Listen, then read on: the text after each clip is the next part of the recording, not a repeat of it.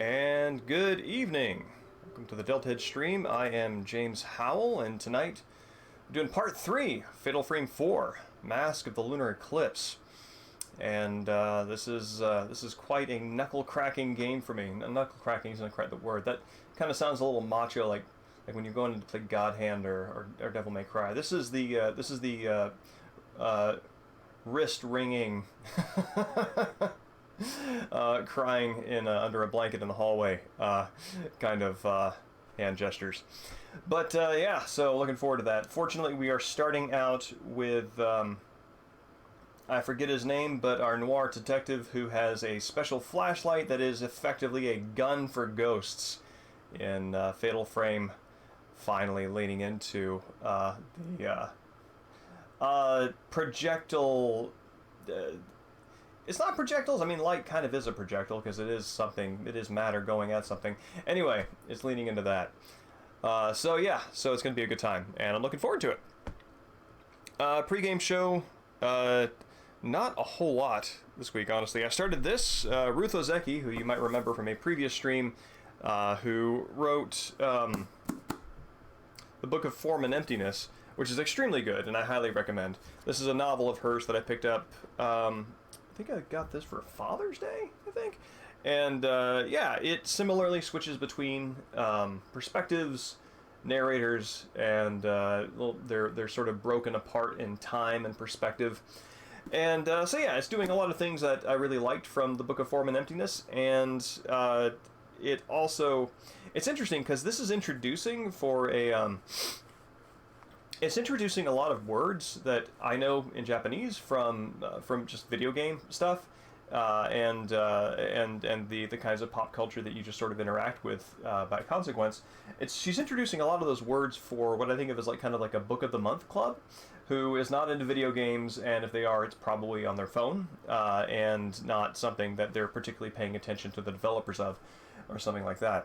So yeah, it's interesting to see this sort of collection of words, this terminology, sort of carried over into a new audience, and see how that is packaged and presented. But yeah, so I'm enjoying that. I had to...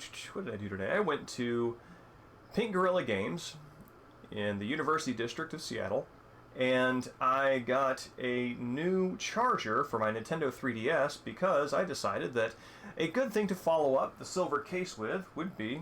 Let me move the things inside here so they don't go clattering around. Would be this guy, right here. Sumio Mondo, the protag of Flower, Sun, and Rain.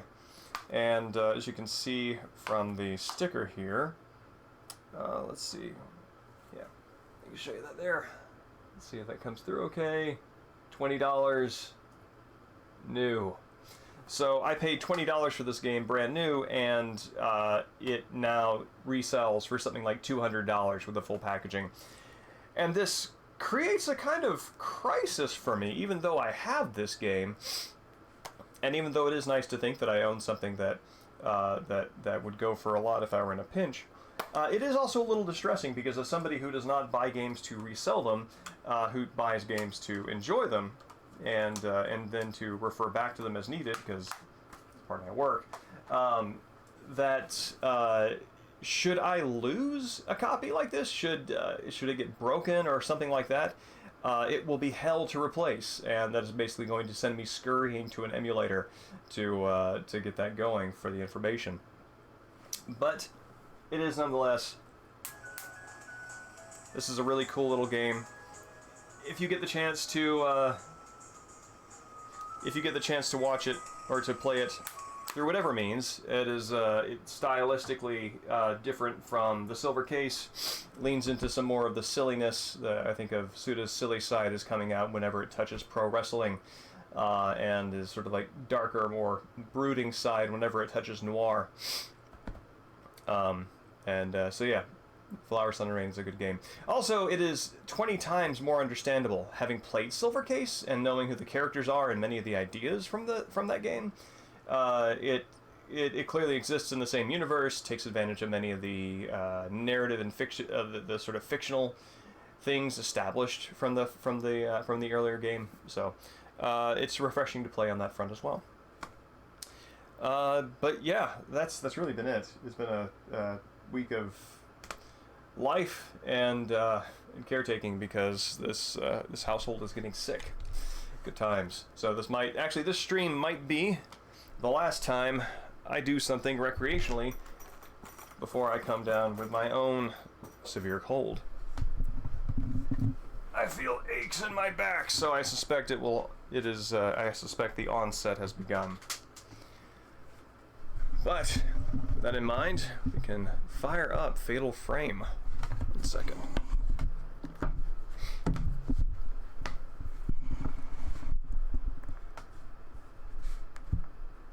And if you hear a slight hum in the background, that is because there is an air purifier going because smoke has once again returned to Seattle. It is making me reconsider what my domicile goals are, because I've always wanted to live in kind of a suburban split-level house that feels very comfortable to me, plenty of space, very homey, very familiar. But anything that is not built that is airtight now, and also with AC, is going to increasingly be a less optimal idea. So it breaks my heart because I love older houses. Evening, Dan. It's good to see you. Oh, that's fine. It's thank you for your sympathy. I appreciate that. It's fortunately it's not a regular occurrence. I have one friend who had a child around the same time that I did, and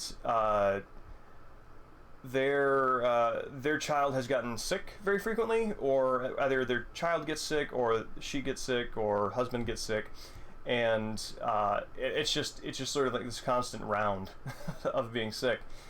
So we're actually very fortunate in that regard. So, oh man, congratulations on dodging the bullet. I'm very sorry about your sister. Hopefully, I hope that she was vaccinated and boosted and everything, and well prepared to sort of absorb that. Which is something that is very encouraging here. All of us are vaccinated, including the kiddo, which is, I'm tell you what, that takes a lot off your mind. Evening, Mexican Stings. Good to see you. What am I doing? I've done this a million times, and I'm forgetting what I'm doing. There we go. Multitasking, man. My sister used to make fun of me when we were in high school, because when I had my driver's license and I would drive her to school and to soccer practices and stuff like that, because earning the independence meant I was also a new gopher in the family. But yeah, every time there was like a T intersection, I needed to look left and then look right, I would always stop and I would turn the music off, regardless of what was being played, regardless of how into it she was, and it would just enrage her. But that is because multitasking. Typically, if there's a certain kind of sensory impression while I'm trying to do something manual, neither one of them will succeed. And when you're driving, especially when you're 16 and still kind of, getting familiar with it, attention is important. Oh my god, yes, you were right, Dan. Yes, it was 2020. That was Fatal Frame 1 and Fatal Frame 2. Those were among the first games that I streamed back when it was sort of very much more horror themed.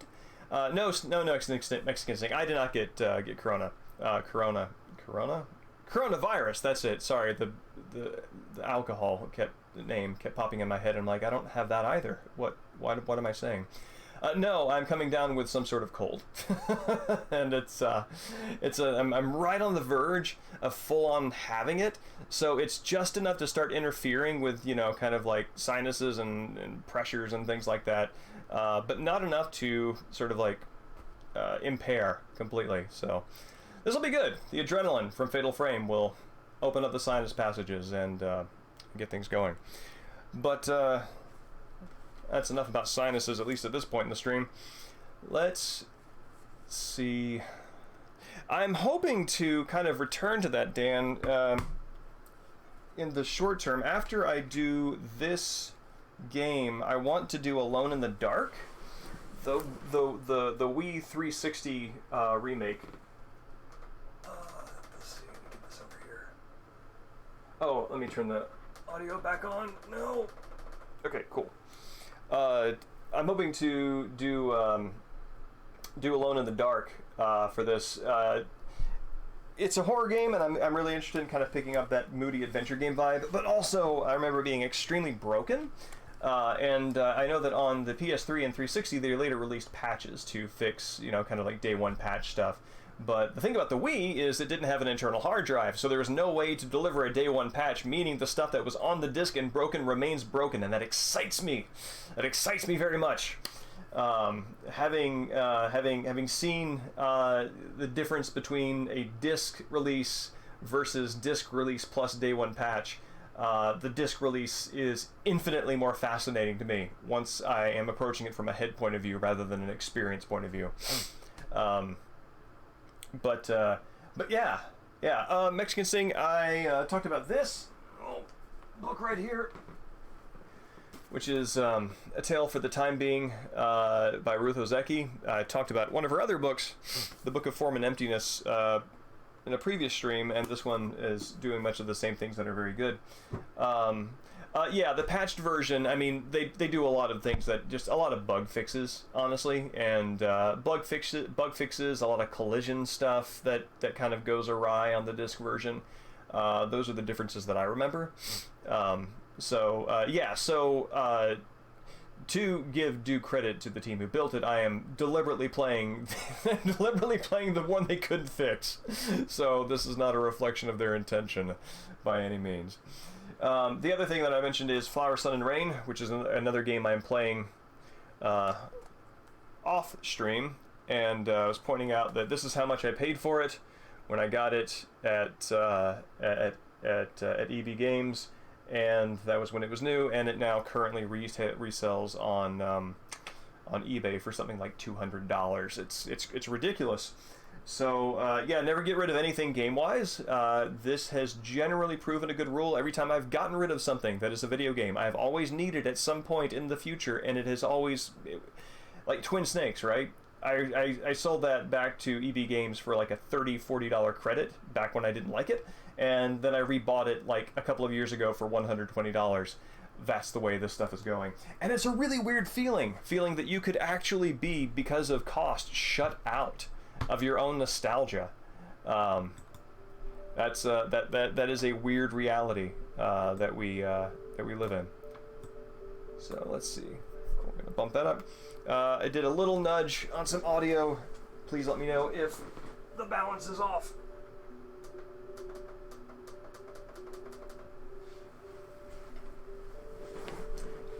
Drawers and cabinets and I mean, the books that you see behind me, and that you don't see over there and over there, and in that closet, I've got I think two or three. I've got two industrial garage shelves because it just became impractical to actually buy new wooden-like bookshelves for the storage of books, and they're just stacked like 3 layers deep. It's ridiculous.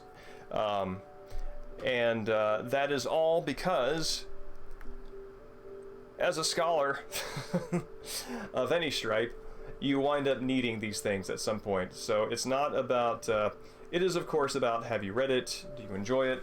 Was it fun? But it's also about, let's see, I seem to remember we had a little bit of wonkiness with this before. Let's see if I can fix this. But it's about, will I need access to it in the future? There we go. And how can I get that? So it looks very pack ratty, but and you know, certainly there might be a little bit of impulse there that is satisfied by having a library, but nonetheless, having a working set of books that I can just basically tackle and dog ear and mark in and everything like that is absolutely a personal and professional asset.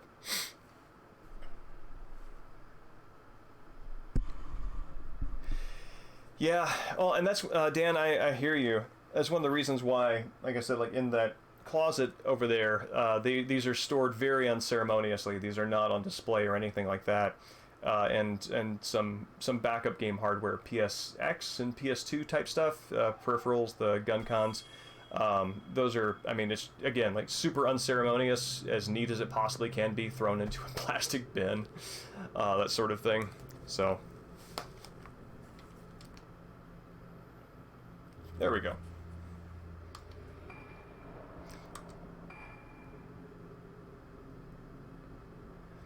Now, something that I noticed, there's something I'm going to try this stream, is I noticed on previous streams that I tend to increase my voice volume so that I can hear myself through the headphones, and it sounds very shouty to me, so I'm going to try and modulate that a little bit.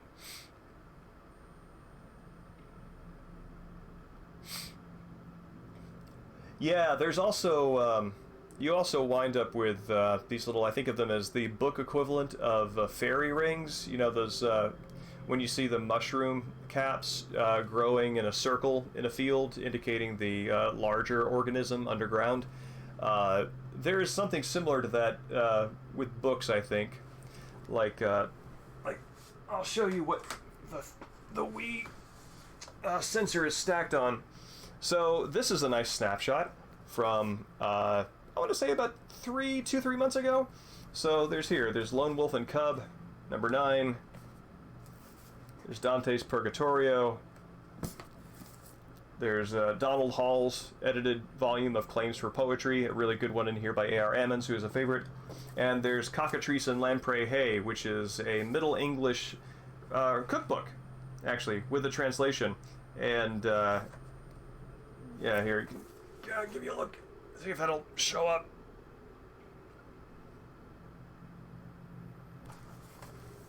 And, so yeah, so it's all in Middle English. Let's see. Take the shoulder of a boar when it is scalded, cut it into 3 rounds, about a hand breadth. Huh, what is the word for hand breadth in Middle English? Handbrede. Then boil it tender, then press it on a fair cloth, and lay a stone above and make it flat. Then slice it thin, as it were more than a handful long. So the hand is showing up as a measurement tool in this. That's interesting. Then make good almond milk. Hey, almond milk was a thing back then. Then make good almond milk made with water boiled with hard sugar and salt. Boil this milk on the fire. Then take good dishes and wet the bottoms of the dishes with the milk. Then arrange these slices of meat above in the same dishes. Then cover these slices with hot milk over them with sliced ginger and red anise in comfit, and give forth cold. Give forth is maybe one of my, that is a lovely replacement for the word serve. But no, so yeah, this is what I think of as like the library fairy ring, right? These are little collections of things that you happen to be reading at a particular time, and they're all stacked on the side of a bookshelf somewhere, and you intend to get back to them, but do you? No. I mean, maybe in a couple of years. That's how it goes for me.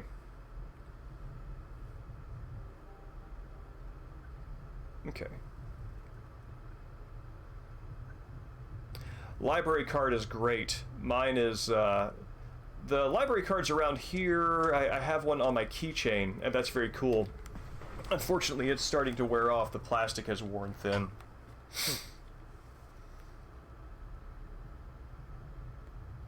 Yeah, exactly. Also, evening final technique. I agree with you. There is one of my favorite conventions in that book in particular is basically anything where you have to do something for a certain period of time, and it involves something that you cannot check easily, or that if you check it, it undermines it. Like if you're boiling something, right? You can pull it out of the water to check it, but it's always kind of generally better if you don't have to stir it to leave it boiling. So they recommend going for a walk to a town that is about a certain distance away from you. Basically, they give local directions for how far to walk, because that walk will probably take about the amount of time that it needs for that thing to cook.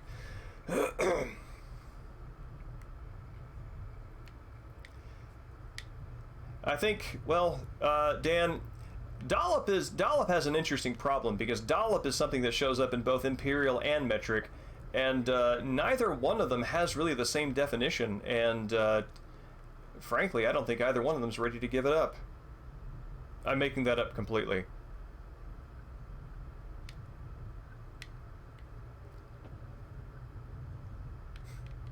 I think maybe the kilogram is more likely, yes.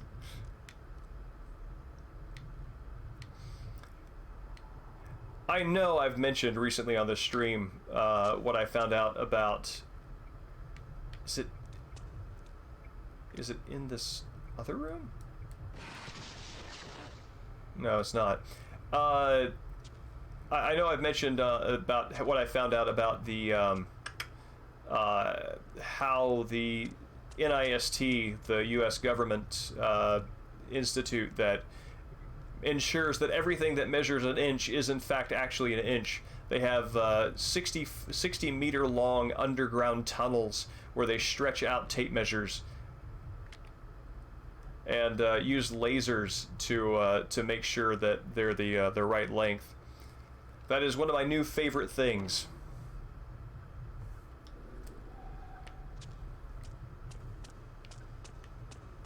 As soon as I found that out, I started following NIST on Twitter, and oh hey, flashback.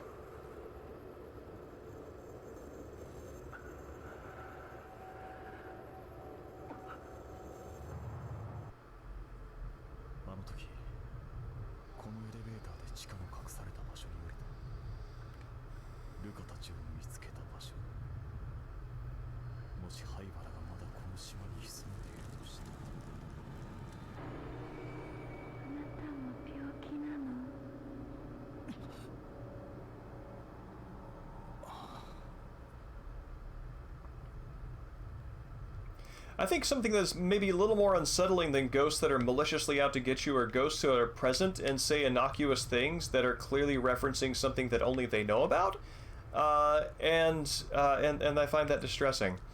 For context on him, I mean, remember what his name is.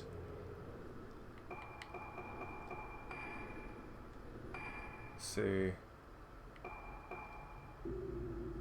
Do I have his name here?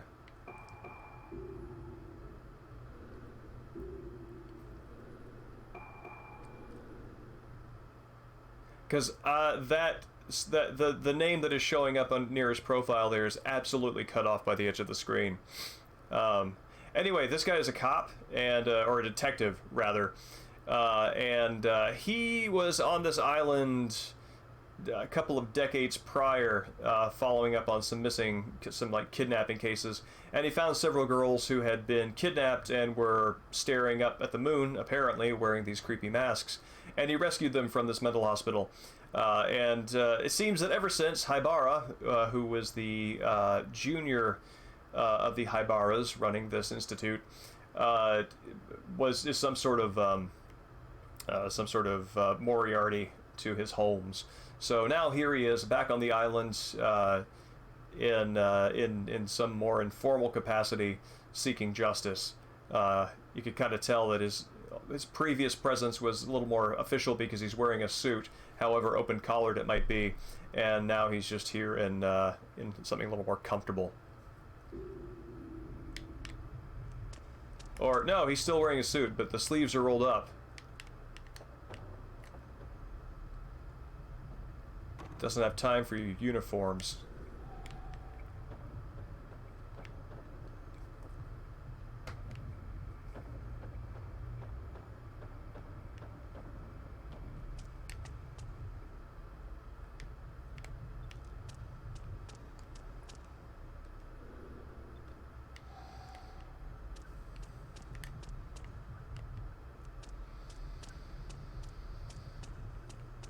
Did I try? Yes, I tried going through there.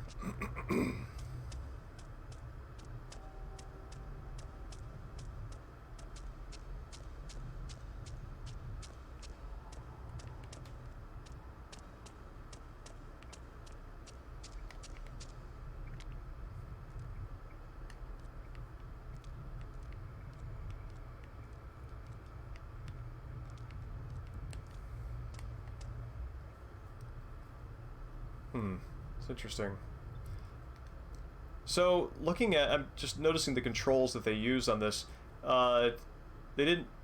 It's interesting, like these Wii games that use a flashlight. It suggests that where you're pointing on the screen is where the flashlight will be, but they're generally just controlled by the position of the Wii remote, which is what they did with No More Heroes.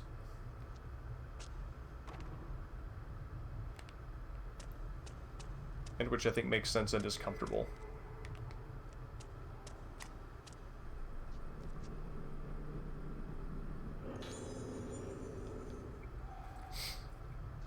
Something they start to get at there that I think that could more storytelling opportunity exists than maybe is taken advantage of is the way that the characters reach out and grab things. He very quickly moves toward it for the first gesture.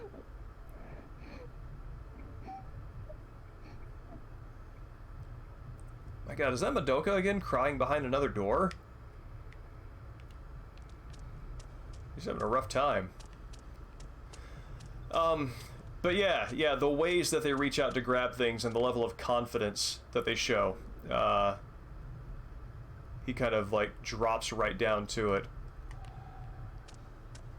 And then slowly reaches out.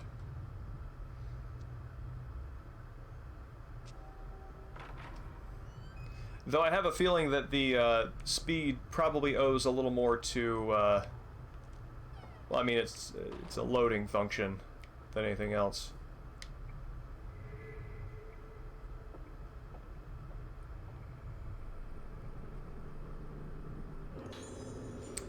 My achievements studying cranial nerves were finally recognized, and I was appointed assistant to Dr. Haibara at Haibara Hospital on Rogetsu Island.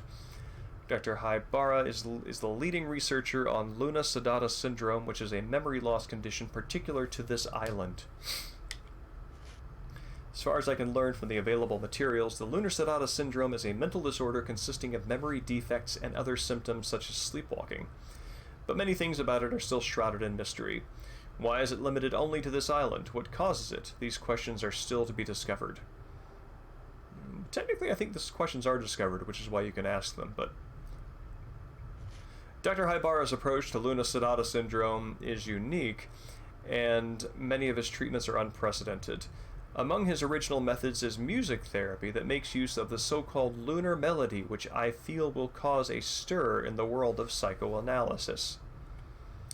What's truly fascinating is how this research does not only lead to a method of treating mental illness, but also advances the theory that memories can influence the soul. There's a lot going on in the last part of that sentence. To work under Dr. Haibara is surely a valuable experience that I never could have had on the mainland.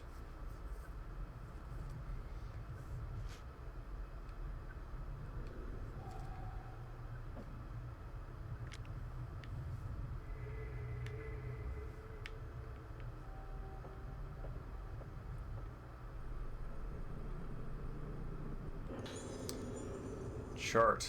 Asagi Hisuki.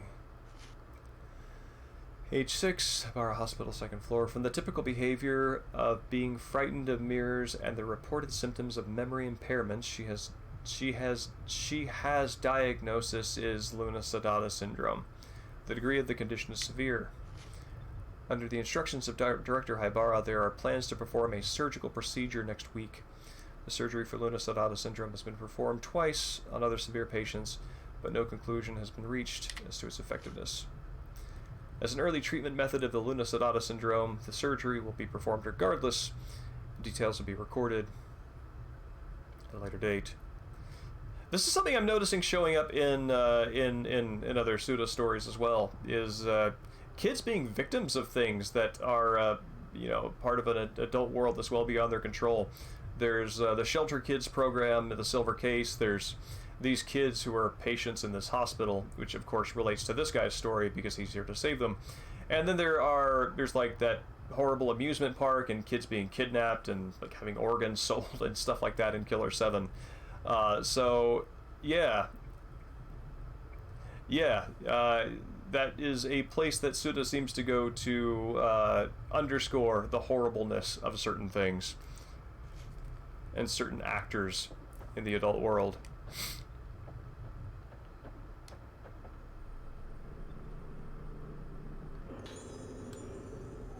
I'm really curious how they do the reflections in this game. If it's another model that's on the other side of that mirror, or what, because I don't totally trust that that's... Like, doesn't seem like a reflection. Just a little too crisp.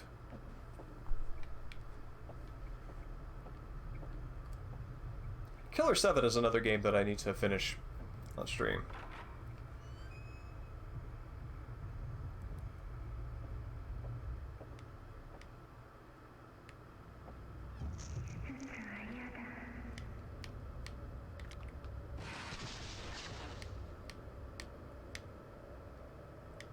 I don't know where she went. Well, that's a shame. I was hoping to get that picture to fill out my my record.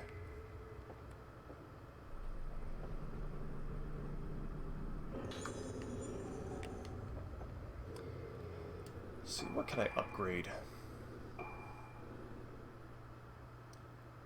Power, that's good. Depth charge, capacity, chain.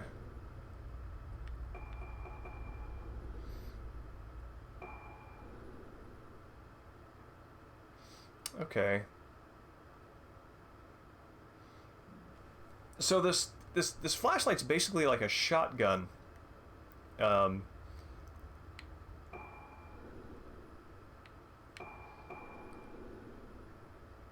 So that seems good.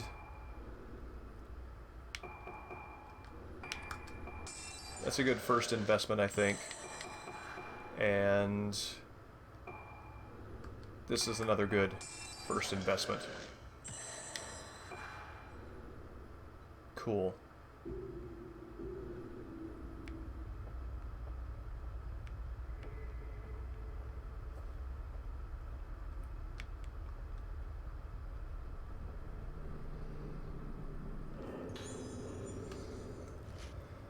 The day before yesterday, they did the surgery. There was a person who got worse after they had the surgery done, so at first I refused, but the doctor said it's okay. Since the operation, my brain has turned red. It hurts so much. I couldn't stand it. Afterwards, my hair was gone. Blood flows along with the tears. But the doctor and even Mother tells me it's okay. My head is now red and seems to be melting. It's okay if it melts. It's gruesome.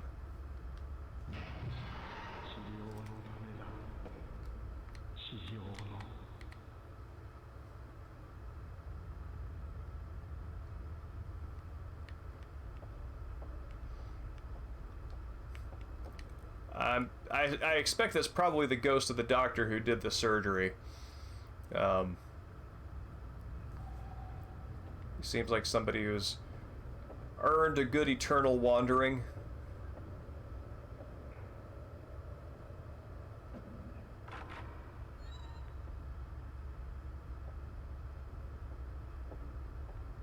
A creepy girl is around here.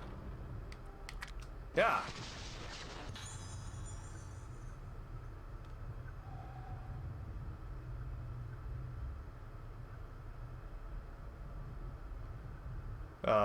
What's up? Just had a moment there.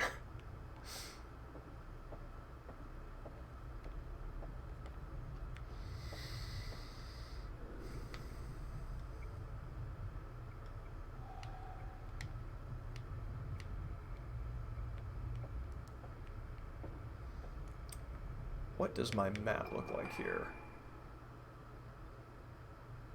So, right. I'm going backward, which I don't intend to do.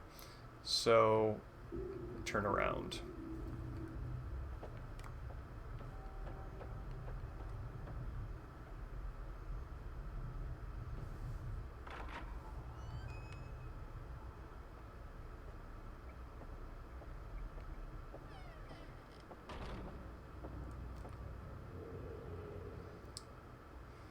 Okay.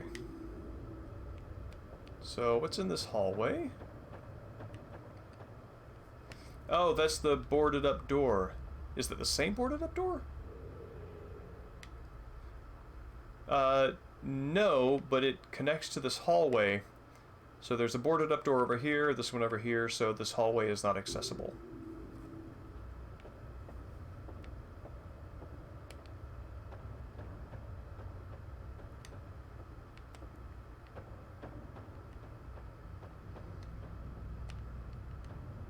Yeah, man, they're really getting a lot of mileage out of that poster.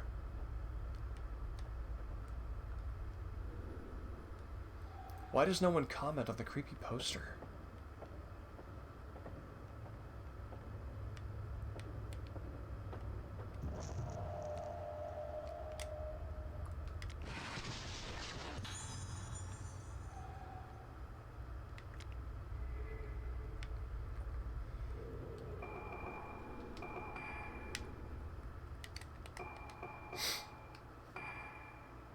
Man serving as assistant to Director Haibara's assistant. I think that is an editing error. I'm guessing that is Director Haibara's assistant, not assistant to Director Haibara's assistant. Standing here, he questions the legitimacy of his conduct. Alright, so he's soul searching. Patient Katsuhito Kariya wandering the hospital. He is looking at the reflection of his face in the thin glass.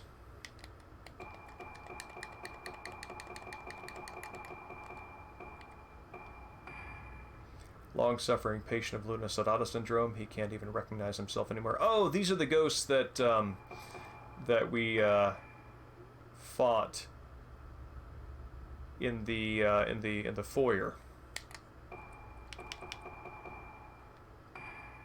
Native of Rugetsu Island, she became insane at the beach. Now she attacks everyone, hoping to inflict her own suffering on them.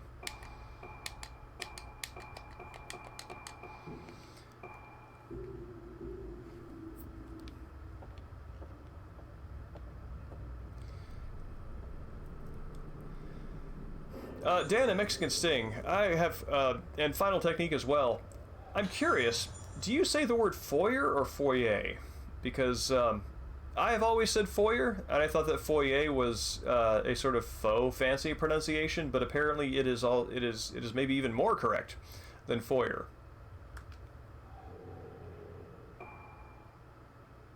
Okay, cool. That will get me through that door that was initially locked.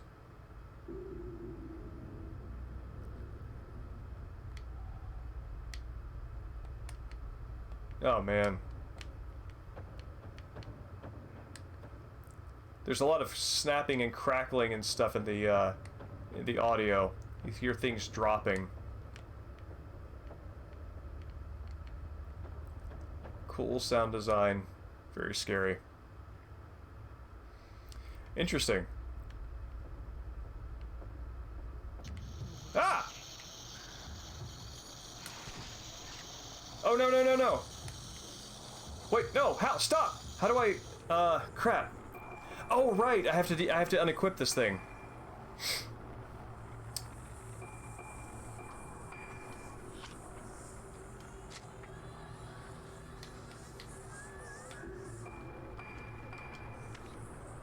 I'm gonna get attacked. I mean, I'm being attacked, but I'm gonna get hit. Nah! Whoa, she missed.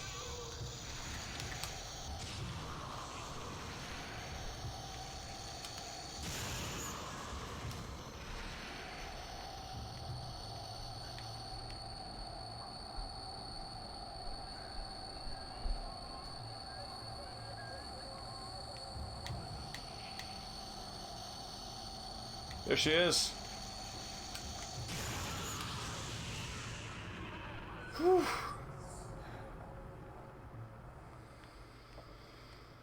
Whew.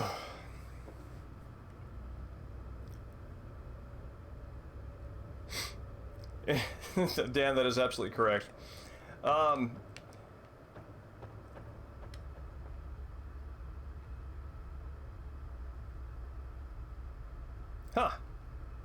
That is super useful.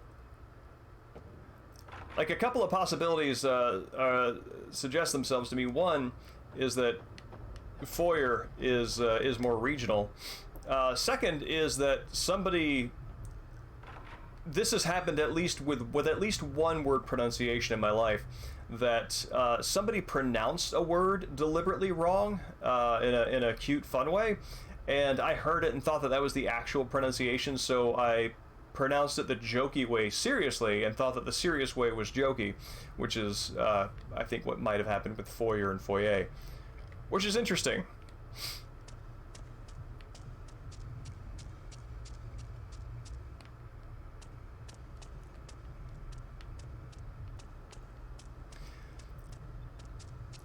I'm also now curious what size of room. Ah!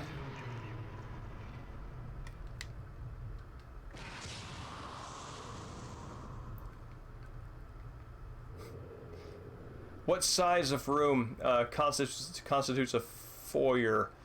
I don't think I'll ever stop saying it that way.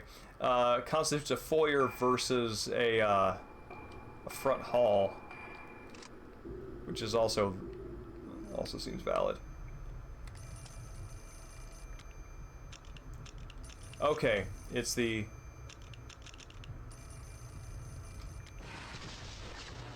And then this. Okay, cool.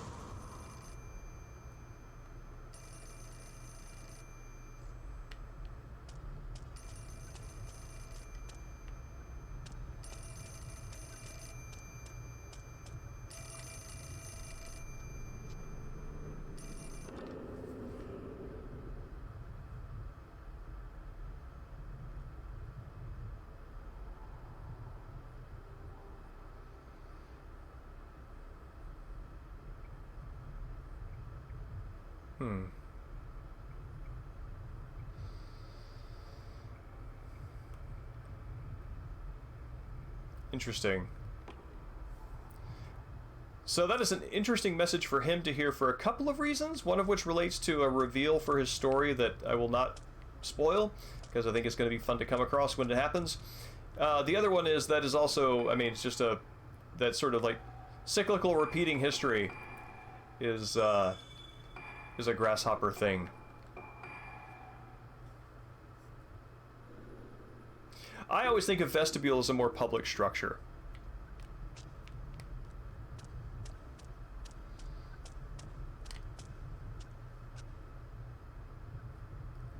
That's sort of like old wireframe fan being mounted to the wall gives me a weird nostalgic feeling for administrative buildings in the 1980s.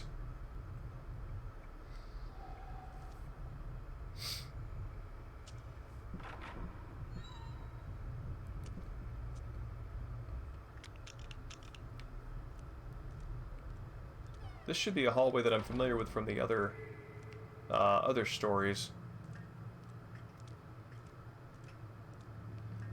But you know, I don't think it is. I think all of his areas are completely new.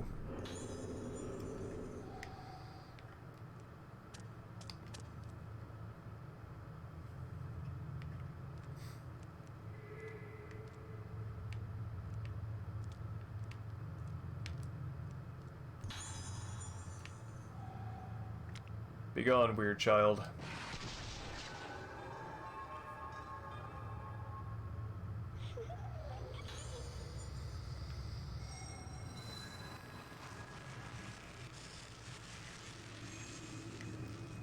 I'm also interested in your thoughts on the what is the semantic difference in the use of liquor versus liqueur? Oh, this is not. Oh. Something is inside the locker. I thought he was referring to the fact that it was shaking violently, but no, it's a news clipping. Yeah, no, there's something that is there is something that is now gone about an entirely mechanical building. an entirely mechanical, me being a little more precise on that, an entirely mechanical public administration building, which is its own aesthetic. And I think that that is largely gone now forever. Darkness closes in on the case of mysterious disappearances. It has been a half year since the islanders of Rogetsu Island simply disappeared. The case is closed and falling into oblivion. But when we ourselves went out to investigate, a history of darkness emerged that could be the key to solving this mystery.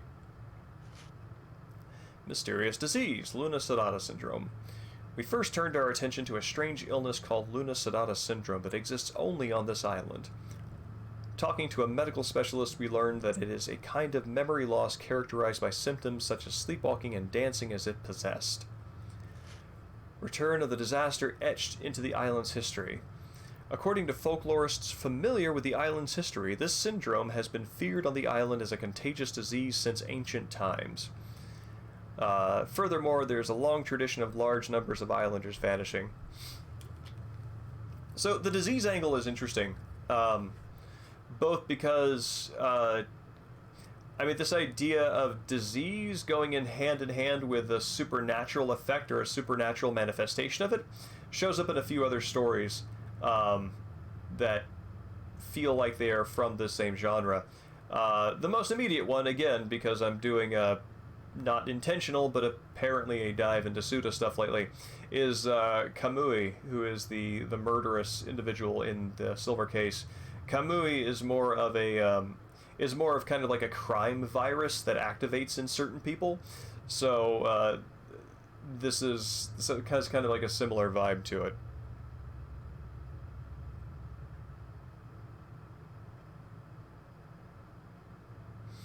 Interesting. That's useful. A group case of Luna Sedata syndrome. What if, for whatever reason, the syndrome were to spread among a large group? The island is fully surrounded by the sea, so it is not difficult to imagine what would happen to a person wandering around robbed of his senses. Tourism affected by the curse. A bizarre festival, the Rogetsu Kagura, is performed on the island to soothe the ghosts of the dead. Which does raise the question, who else's ghosts would they be? At the time of the incident, concerns were voiced about efforts to draw in tourists for the Kagura. Death of the last witness, ... The last known survivor, a young girl, took her last breath at the hospital some days ago. What did the girl who kept muttering "mother" on her deathbed see? Only Rugetsu Island knows the answer. Now the answer will remain shrouded in mystery. So Mother shows up in that 6-year-old girl's note, and I wonder if she is the last witness in this.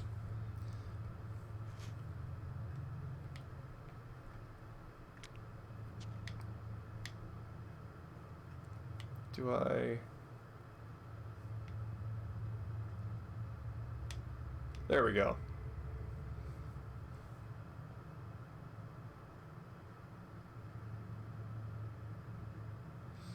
Okay. Thank you. I have encountered folks who referred to things that I refer to as liquors as liqueurs, and I was bewildered by this and didn't know if it was a red oil has floated up to the water's surface and formed a film. Gross! I did not know if this was a foyer thing as well.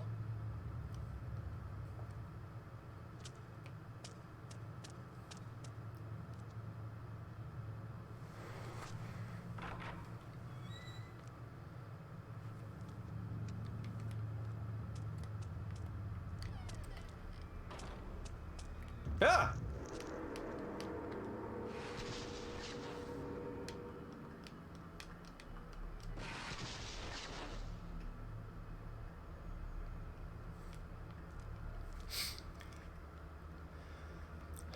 As I have aged, alcohol sits less well with me, which is certainly not unique to me. About the only thing that I can drink and socially that doesn't cause me a raging headache the next day is an old-fashioned. And I never had much variety or adventure in that regard in the first place, so I'm happy to be able to stick with exactly one thing. Thanks, body.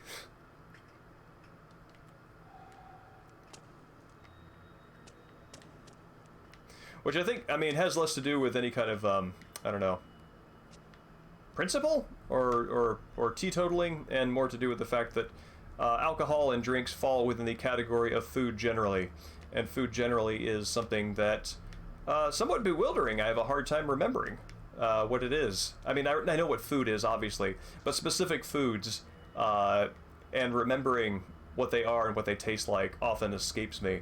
So that drinks of various types fall into that category as well.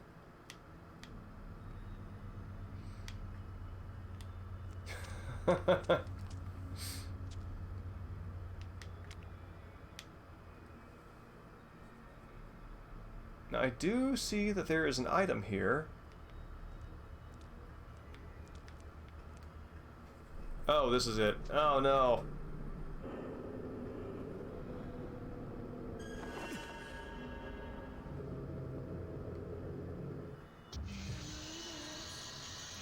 Oh, wrong thing.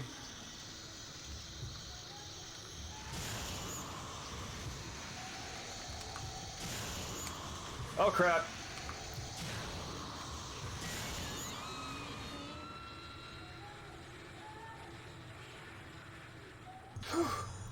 Okay.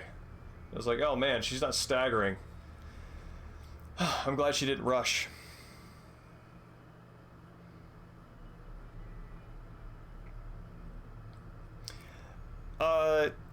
Yeah, that seems familiar. Actually, so, I am sometimes the accidental audience to the Great British Baking Show, and liqueurs, I think, are referenced there as something important to something. I have a hard time following the show. I said no, but he doesn't listen. It hurts, it hurts, it hurts. The doctor will do surgery again tomorrow. Again. Sounds like kiddo's getting repeated surgeries.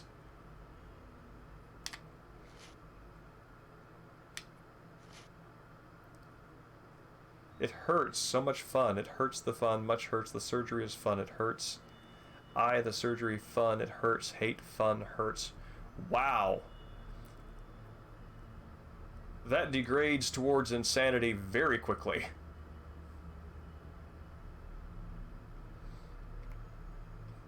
So it's not a camera. It is a let's see if I can get a look at it. It is a flashlight. There we go. So it is a flashlight that it's a spirit stone flashlight, so it has etchings around the rim of the part where the light comes out, and this generates a burst of light that can damage ghosts in a manner different to, but effectively the same as, the camera obscura's ability to capture ghosts on film. If you pull it up, you can put different modifiers on there. So this one here lets me use it to take pictures, and this attacks ghosts. So yeah, it basically took a Fatal Frame game and gave the detective a gun. It's like a shotgun with a spread and a range, and I think it's just very funny to me that they took the camera and weaponized the camera so that it's a projectile weapon, and they took a projectile weapon and gave it camera functionality. So just meeting each other in the middle. Yeah, oh, the camera still features in this. Aw. Death certificate. Honestly, given what she was going through, that sounds like a mercy. Oh man, H6, that's rough. Confirmed time of death, 2:23 a.m. Circumstances of death, symptoms rapidly deteriorated during a second post-op surgery for the Lunar syndrome treatment. Midnight, she suddenly entered a state of confusion. The doctor provided first aid with sedation, but it proved ineffectual. She died shortly thereafter. Cause of death unknown. Thought to be from rapid worsening of the illness accompanied by a general physical frailty. You also performed, like, apparently brain surgery on her 2 days in a row in this environment at that time in history. The cause of death note shows a shocking lack of self-awareness.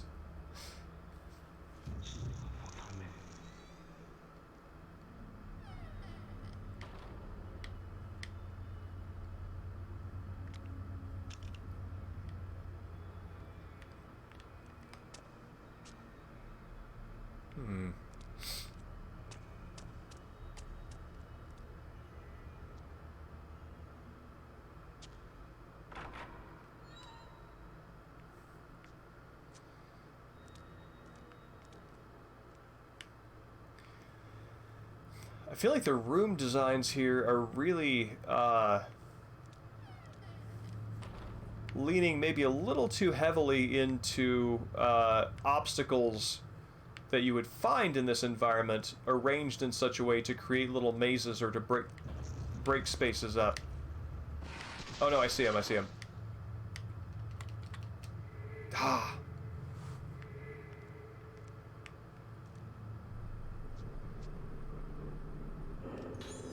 About the Rugetsu Kagura dance.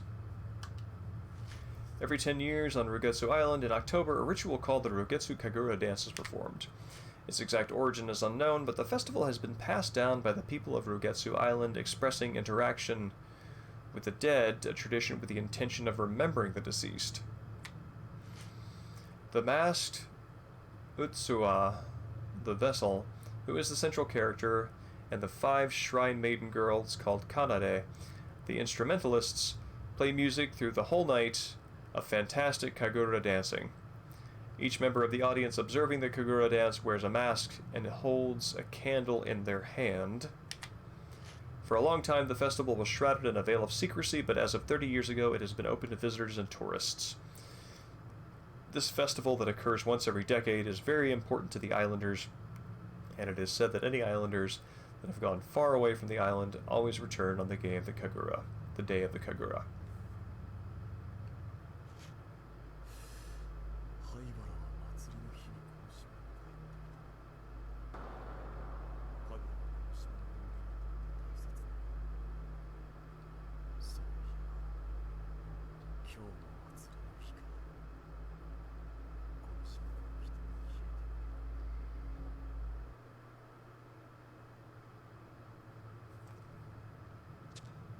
Ah!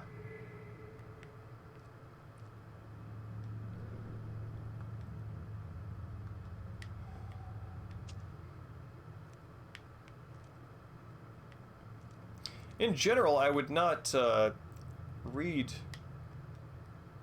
so many documents aloud over stream, but it's such a crucial storytelling feature in this game that I think to not do so would be to cut out a significant portion of it. I remember this from when I played it through last time, feeling that this was very note-heavy. At Haibara Hospital, I have the chance to actually observe patients with Lunar Eclipse syndrome. This is my first time seeing patients of the disease face-to-face. There's something very unsettling about this disease, but I can't quite tell what it is.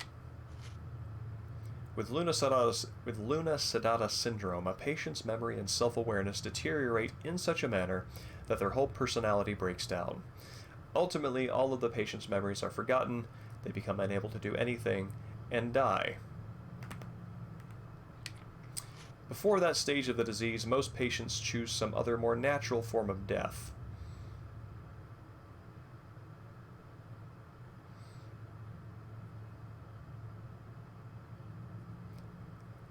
Maybe I'm not parsing this right, but to choose a form of death suggests that it is less natural? Because I think natural causes are the ones you don't choose and the ones you can't overcome. So I'm wondering, I mean, is there a nuance there that I'm missing? I don't know. The patient is gradually broken, like being drunk, on this terrible disease, and you can see their body tremble.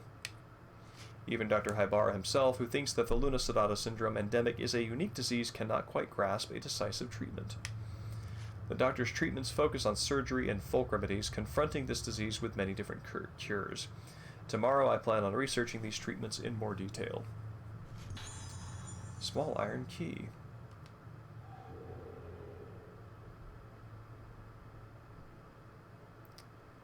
Right. First floor. But didn't I... I'm confused. Oh, no, no, no, no. I got a map of the area. That's why that room exists on the map. Yes.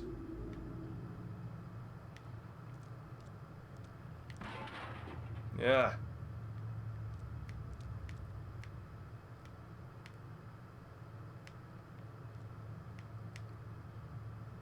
Creepy.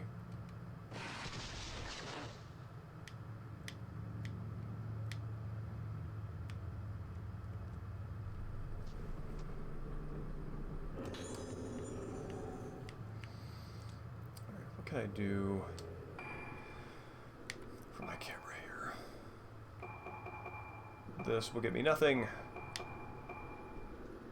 I have no lenses to enhance.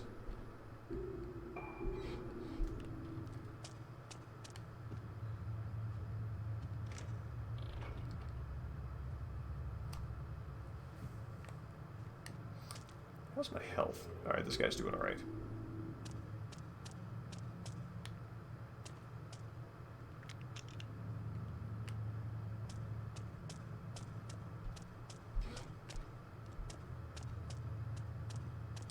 The encounter design is also really leaning on that thing where you go down a corridor where you can't go any further, you get a key and it trips a flag that encounters, that triggers an encounter that you have to fight on your way back through. Probably here. I'm very nervous.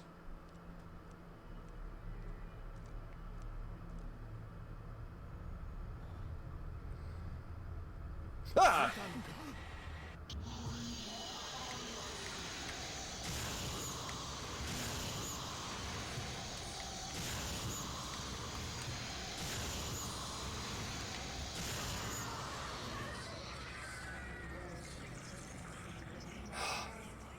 They suckered me right into that jump scare.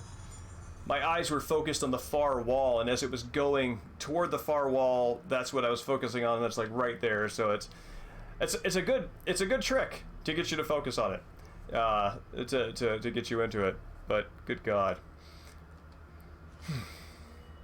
how ghosts leave their literature behind. I am an official at Hibara Hospital.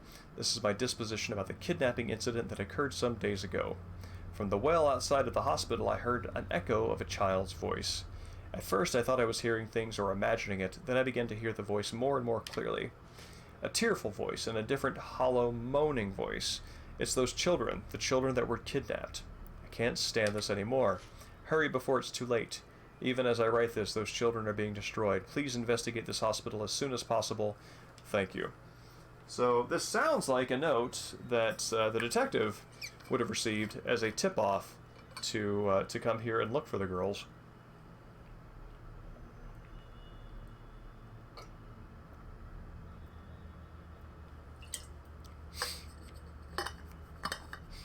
Jump scares are interesting as a study. I don't know a whole lot about the technique, but the most convincing sort of nutshell or a convincing nugget of information that I have read is that jump scares are at their best when they are transitional. So when you need to shift from one moment to another, you use the jump scare as sort of like the triggering point. In that case, it does work because it's a triggering point from the exploration to a combat moment. But yeah, jump scares that just give a fright and then send you straight back into the same build-up mood are less effective or less... They're doing less than they can. I have these orbs underneath my flashlight and I'm not sure what they do.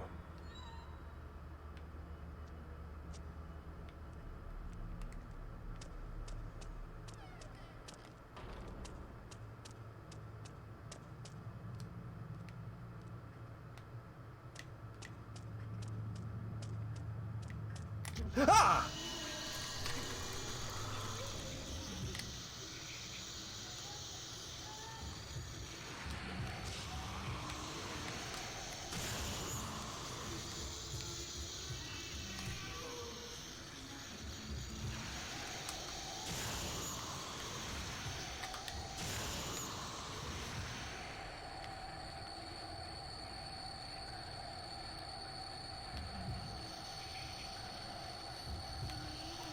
Where the hell are you?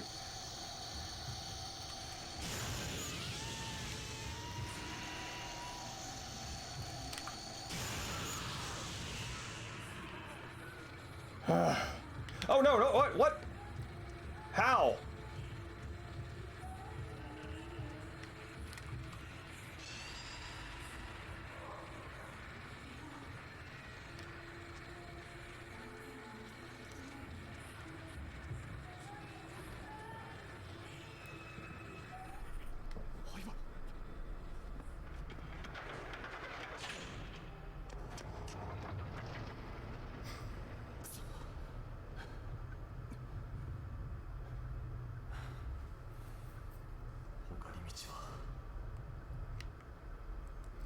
Whew. I'm not sure if I was supposed to run from that encounter, or if I could have finished that, but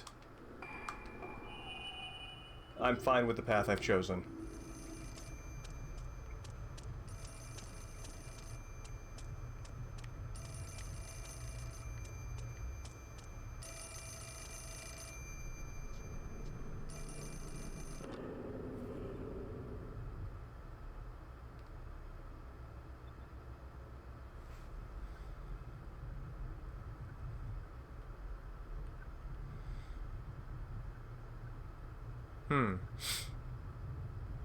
Okay, so the voice on the other end of the phone line is the assistant.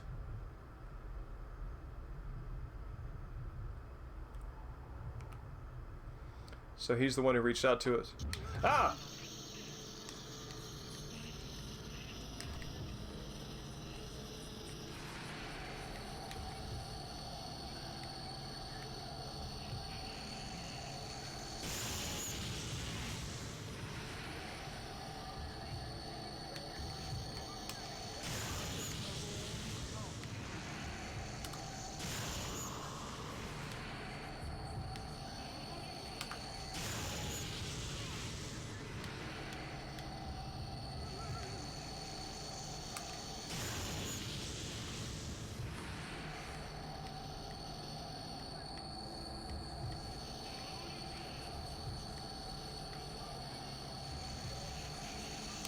Hey, it's that nurse.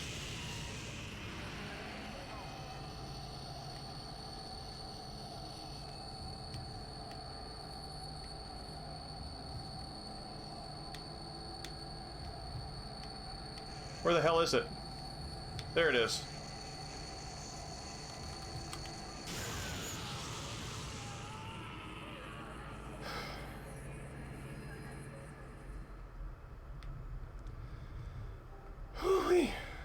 All right. Yeah, I think my two favorite jump scares are from The Exorcist, when you briefly see Pazuzu's face flash on the screen while the priest is sort of walking around outside the house. And the other one is during, what's that Dave Lynch movie? Mulholland Drive. It's like really close to the start, where a couple of guys are having a conversation at a diner about a dream that one of them had, and they walk behind the diner, and the dream comes to pass, and it has that weird combination of tense buildup, but also mundane. There's just something weird, mundane, and daily about it. Nonetheless, the jump scare is really effective.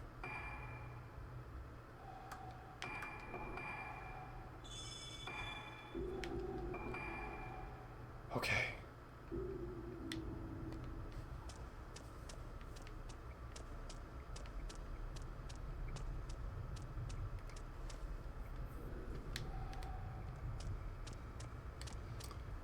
Is there a way to increase the speed of my Moon Saber recharge?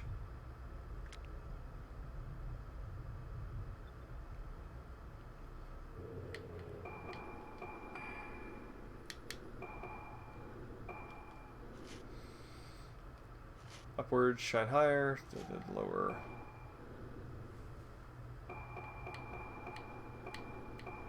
There we go. Press B button.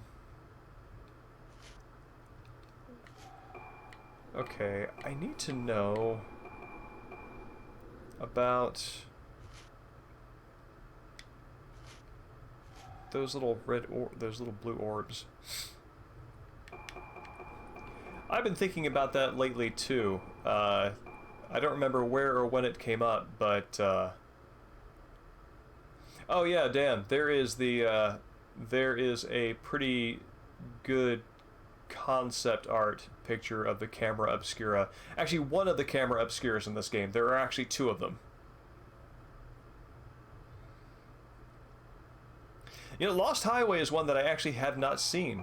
I intended to, and then the Lynch sort of I don't know what you would call it. Not obsession, but the Lynch binging stopped at that point. So, and I never got back into it.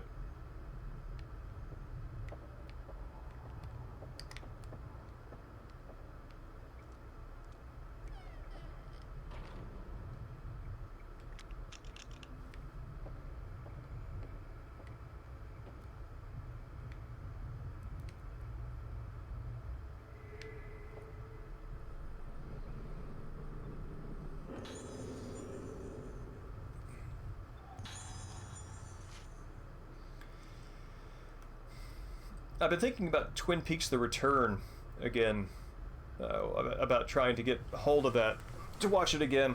I watched it in 2017 when each new episode came out on, I think it was Showtime, and yeah, it was gripping, and I would like to watch those again. Maybe watch season 3 as many times as I've watched season 1 and parts of season 2.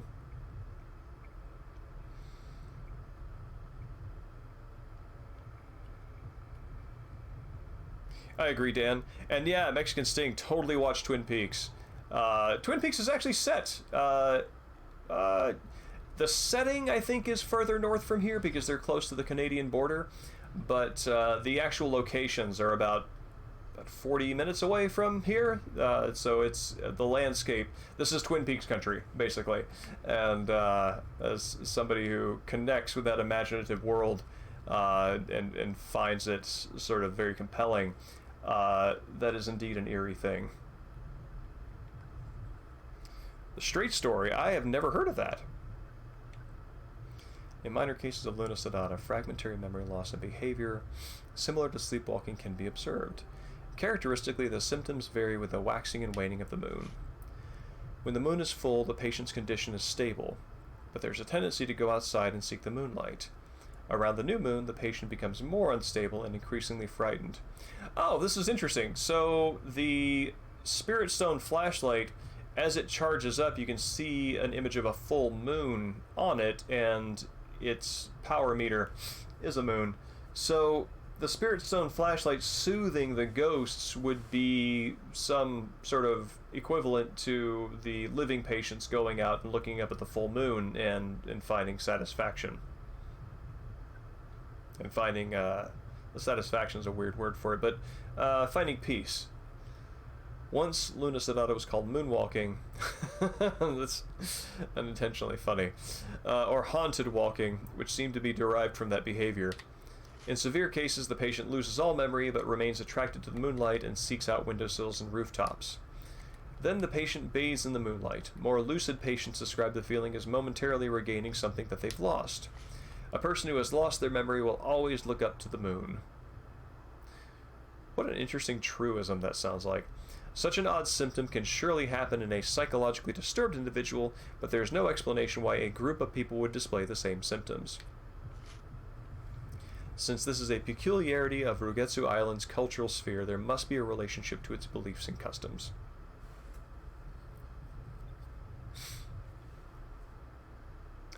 Yeah, Dan. Fire Walk with Me is different. It is maybe many people's first introduction to what the full body of Twin Peaks work does, which is show you many different angles on this this community.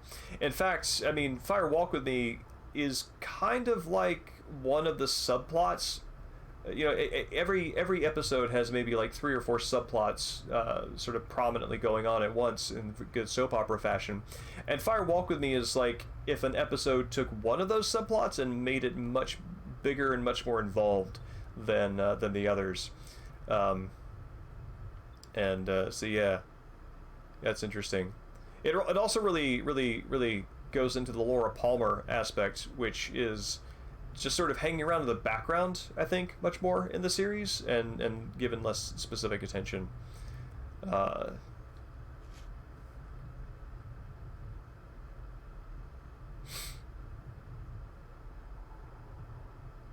Interesting.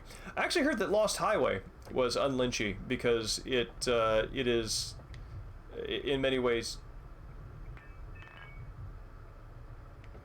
Well, that seems somewhat underwhelming.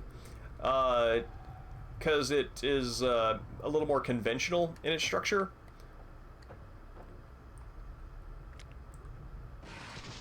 Hello, creepy doll.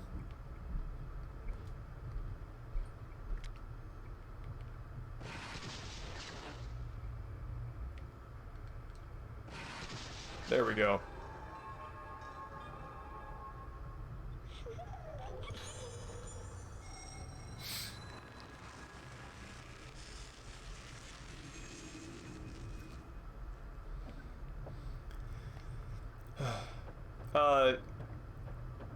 Related to a conversation that you and I had earlier, Mexican Sting, Twin Peaks actually, its fiction, its backstory, leans very heavily into the sort of, I think of it as sort of like American mythology of UFO encounters and UFO lore. That's a creatures or life from another place is sort of the big picture umbrella that they file that under. But life from other places, that's it. Life from other places. And UFOs and aliens are one type of that. So they interweave a lot of that. They interweave a lot of the historical record, the government record, and the pulpy Ray Palmer record into a really cool story.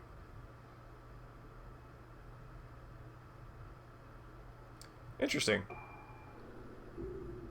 What's my map say? That is where I came in. If I turn around, this should take me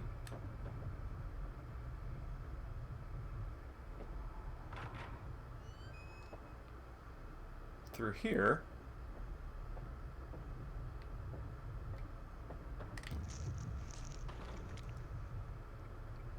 What? I think whatever it was glitched out. Waning Moon card. Oh, neat! I think I've seen this type of key. This is a kind of key that I think is... I think this style of key actually exists and is not just a stylistic thing. But I'll have to look at some sources to see.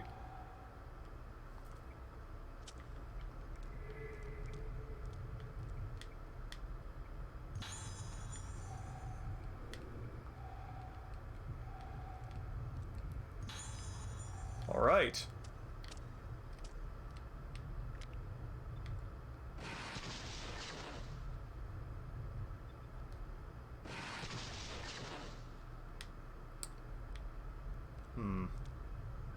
Maybe I need to hit it head on.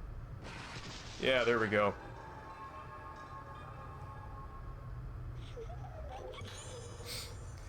Dan, have you read The Secret History of Twin Peaks by Mark Frost?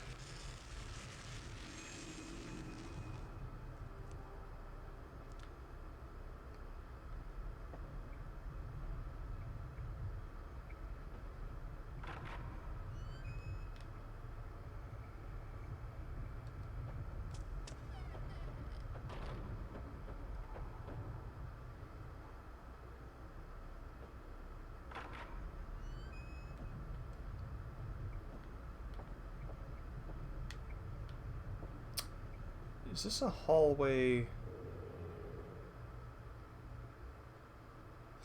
I recommend it highly.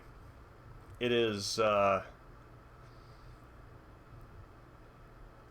it's very imaginative, and it bites down on the parts of Twin Peaks that interest me most, which is to get into the otherworldliness in a way that doesn't give you answers. It just sort of explores it more from different angles.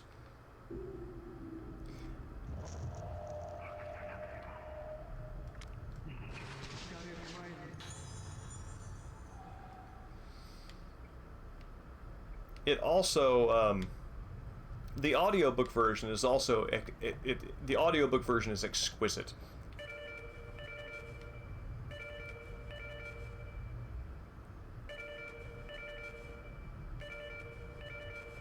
Cool. Creepy mask desk.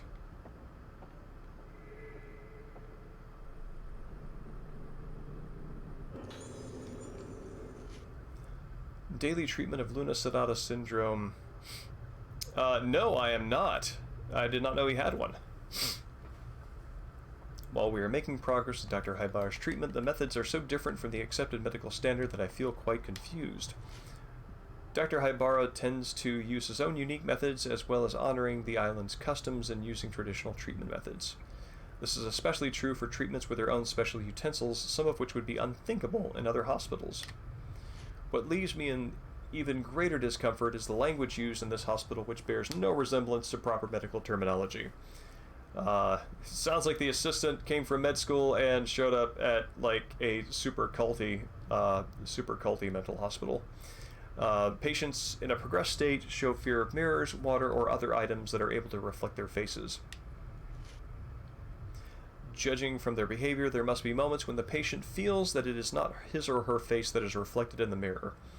On the island, this is called budding, and this word is used in the hospital as a regular term. Furthermore, a state called blooming is feared the most. I don't know what kind of state this is, but everybody reacts strongly and pales at the word blooming. Apparently, the story goes that only the person who is budding can see their own face in this budding state. Of course, the sense of the word is not just to have budded. Upon seeing the face of another more severe patient, the symptoms seem to be transferred, which is called resonance.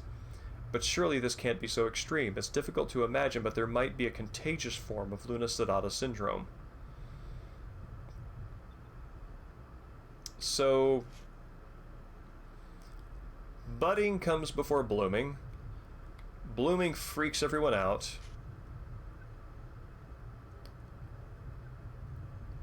If somebody is budding, they're the only person who can see their own face. Since the word is not just to have budded. And resonance happens when two individuals with Luna Sedata syndrome see each other's faces. And now, starting from tomorrow, Dr. Hybara is letting me do preparations. I wonder what the so-called ceremony of passage treatment method is like. What am I supposed to do? All of this leaves me quite concerned. And you are right to be.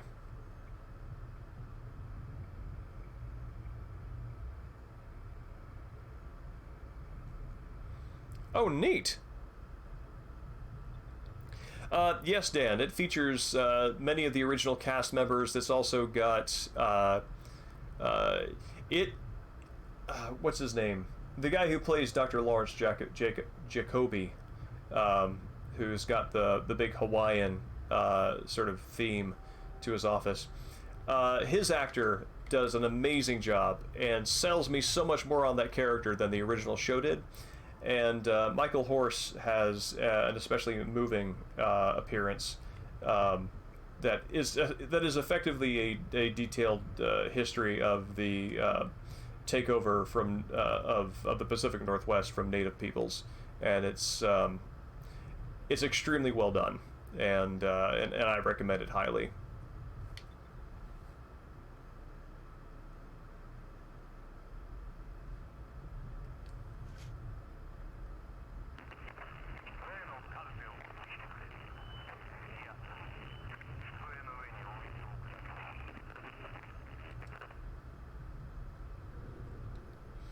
The lamp in the director's office is turned on. Is somebody there? Ah!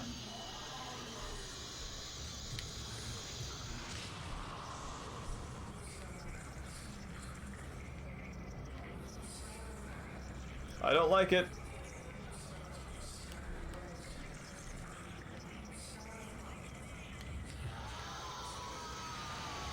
Ah!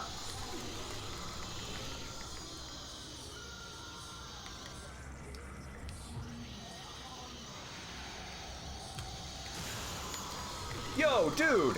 Stagger.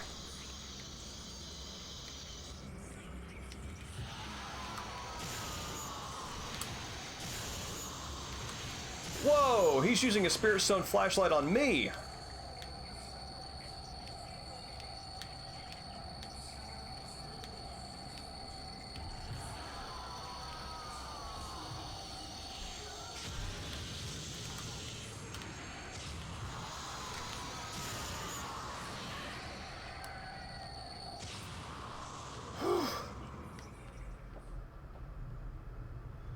Man.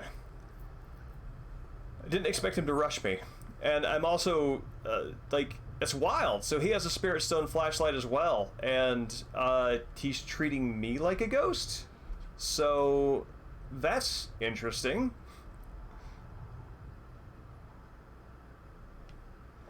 Alright, let's heal up.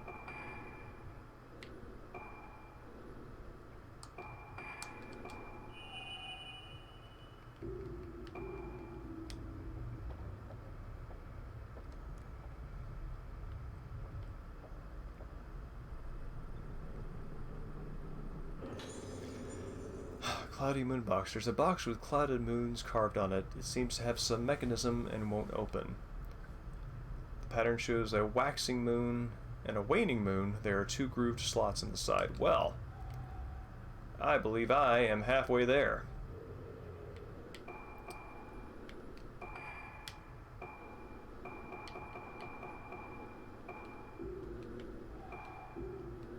Oh. Well.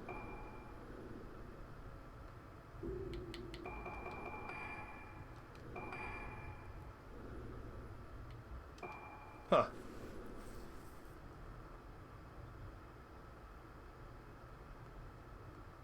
Oh, these are the phone calls. These are the phone calls that I heard in the lobby. It's interesting. I did not hear any audio for these at the time they played, and I still don't hear it.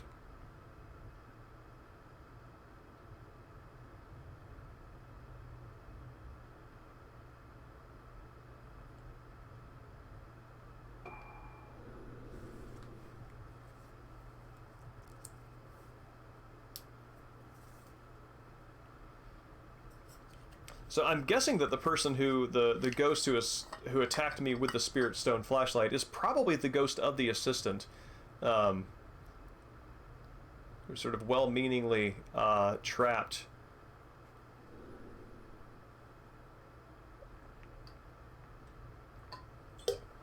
Kirishima, that's it. That's his name.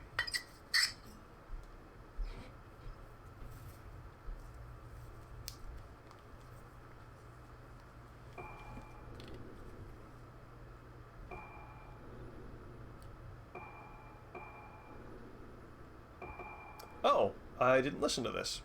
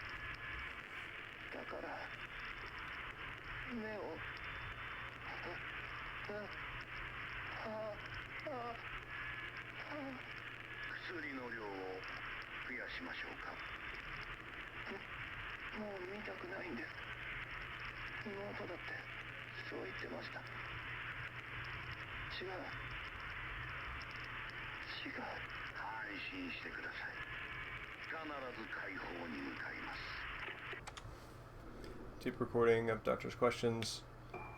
Okay.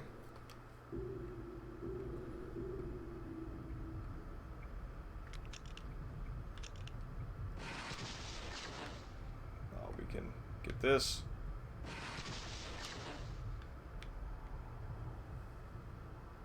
Let's see. There we go.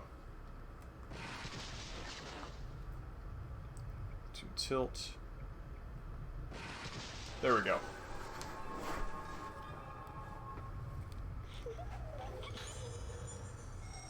The flashlight depends on really on the downward tilt of the Wii remote.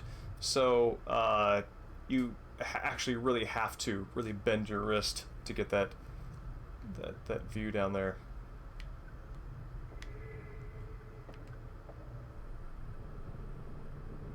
Ah!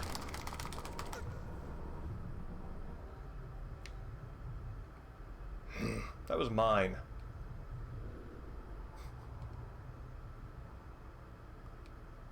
Let's see.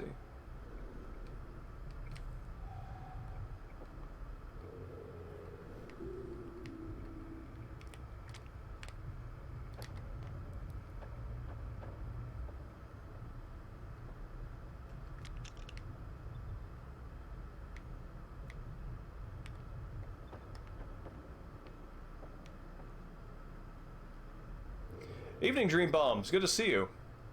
How are you? You are, I think, coming near the tail end of Kirishima's first chapter. Yeah, map.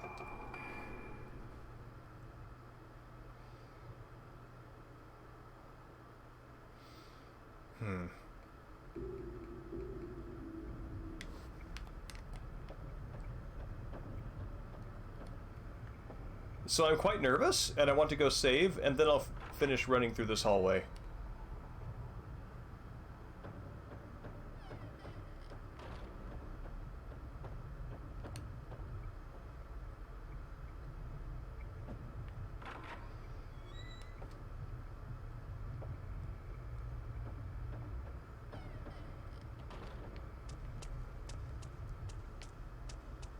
Whew, okay. Well, good morning to you.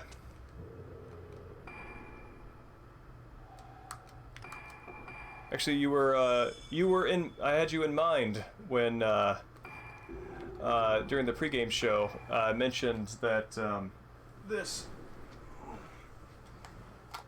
I found this on a shelf here, and am about to resume playing it. Actually, I have started playing it again. I just got through the first puzzle section, and now that I have played the Silver Case and I know a thing or two about some of its sort of like story beats, the fact that Peter, the first guy who you encounter, has a left eye that you plug into is interesting.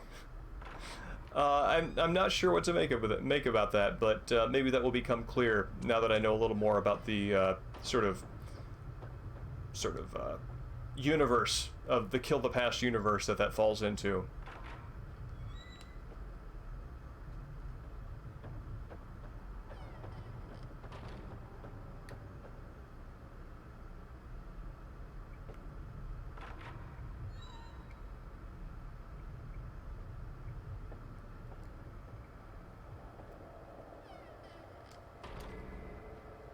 Oh, cool. Music is changed to an atonal, sustained couple of notes, some creepy rattling.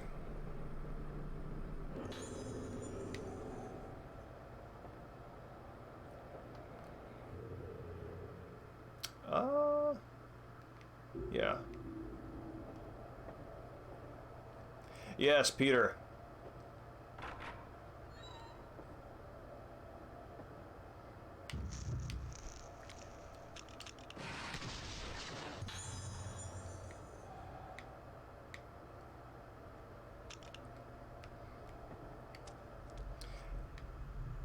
I remember reading somewhere that Peter is a character from the Silver Case, but He does not look like anybody in that game, so I'm not sure what that's about yet.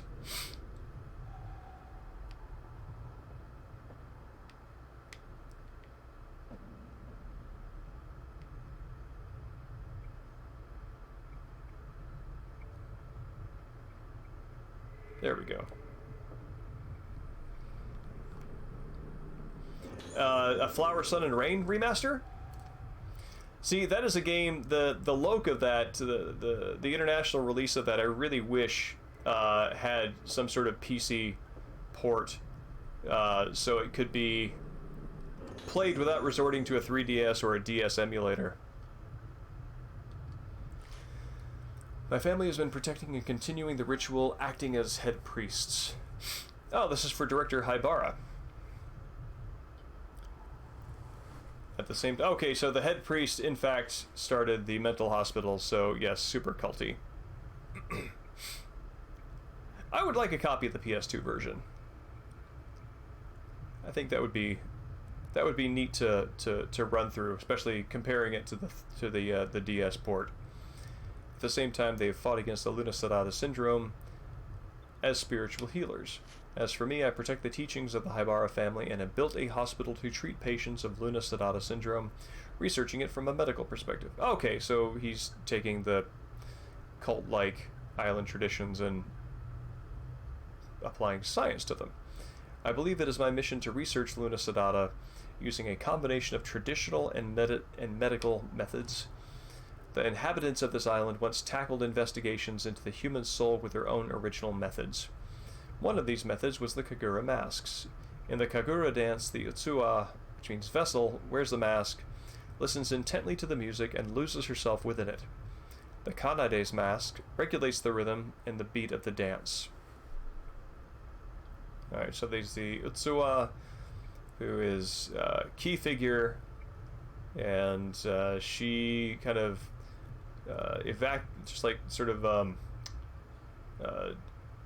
empties herself of ego through the music, and the Kanade's masks, the Kanade's support that with rhythm. By wearing the masks, various parts of the human brain are stimulated. This is truly interesting. The possibility of the mask having power over the brain must be explored.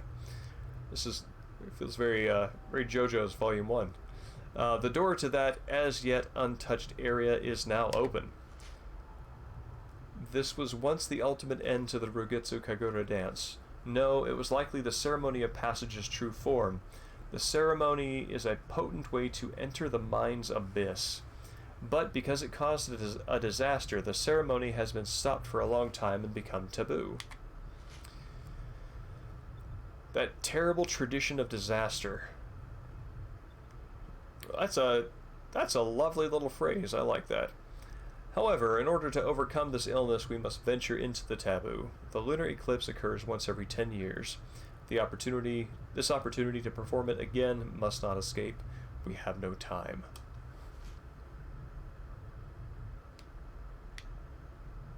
Oh, there's another one of those. This was in the library, I recall.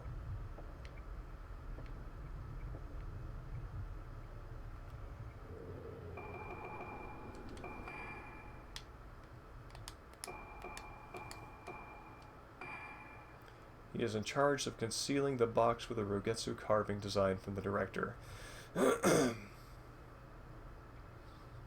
He occasionally wonders about the screams he hears coming from the director's office. Other times he's just numb.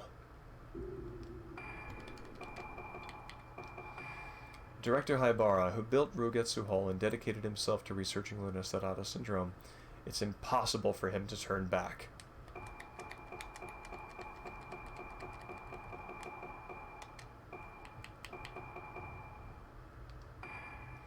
A girl hospitalized in Haibara Hospital. Unable to go out to play, she is very lonely. Her long hair fell out because of the medical treatment she received. A deeply religious islander, when the day without suffering came, he fled to the tunnels in an attempt to survive. An assistant to the director, he researched the Luna Sedata syndrome. He died while holding on to the regrets of conducting illegal research.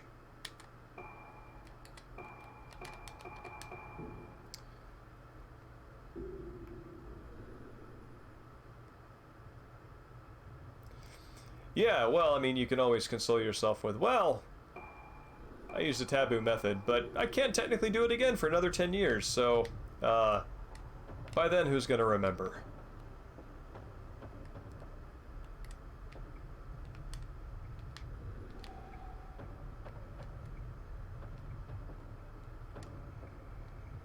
An intercom is on top of the desk. There is a row of numbers on the panel.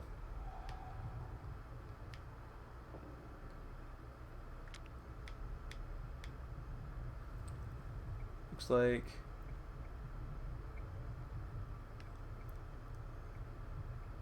it's kind of hard to see what they are.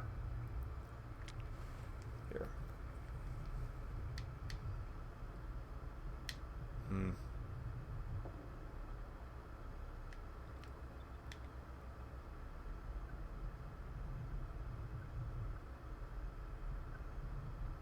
Looks kind of like 347?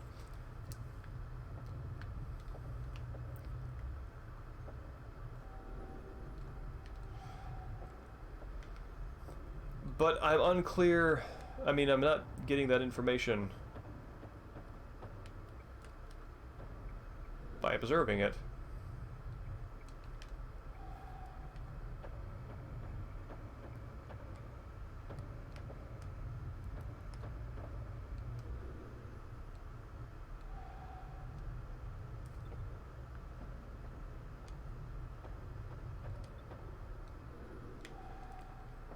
Alright, let's go back and look at this thing one more time.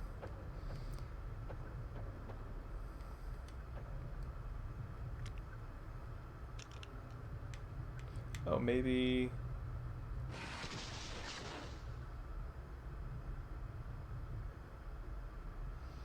Alright, the resolution is super low, but I think that's still 347.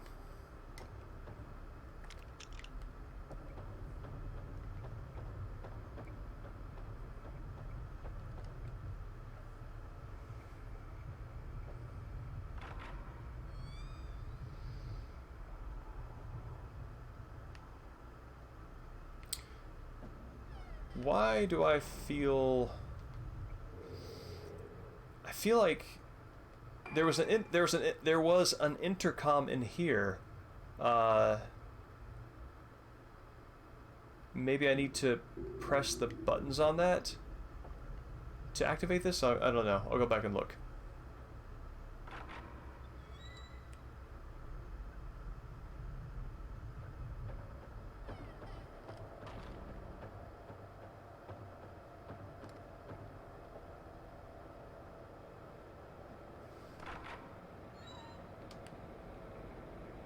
I do not like the audio in that room.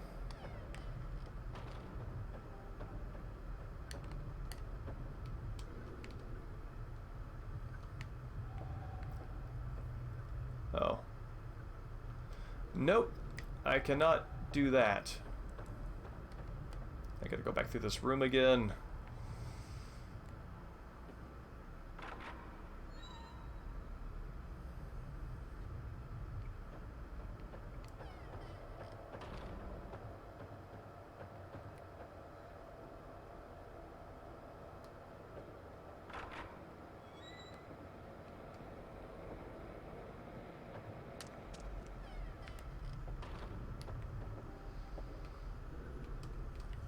Okay, so clearly that's something.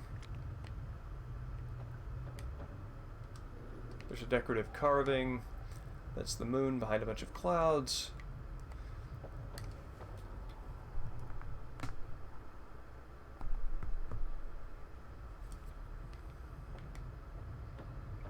Is there any place to input the code? Alright. Oh, weird. There's a mask in between the doors of this little structure here.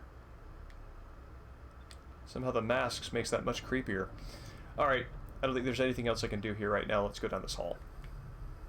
As much as I don't want to.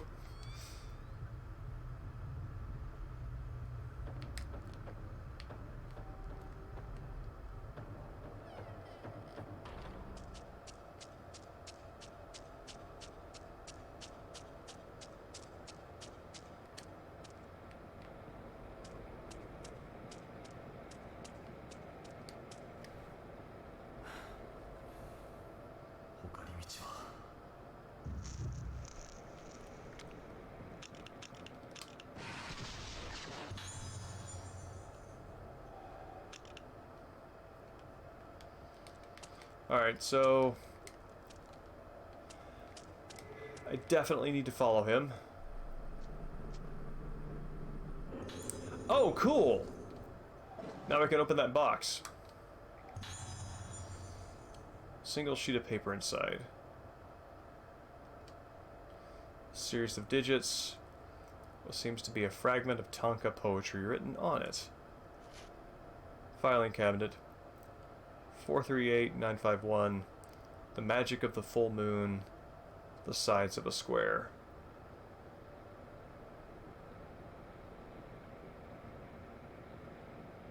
Here. I'm going to look at this somewhere where I don't have to listen to this. I bet it's one of those puzzles where all the rows of numbers have to add up to something. And that's your hint.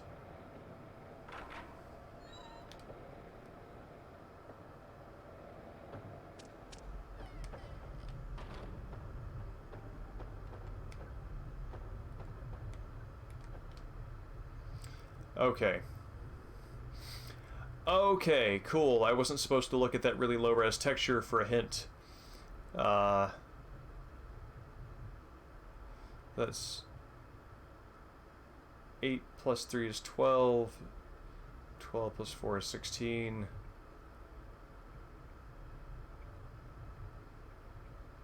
No. Wait, no. 8 plus 3. Sorry. Arithmetic is not my strong suit. 8, 9, 10, 11, 15. 9, 10. Okay, 15. 4.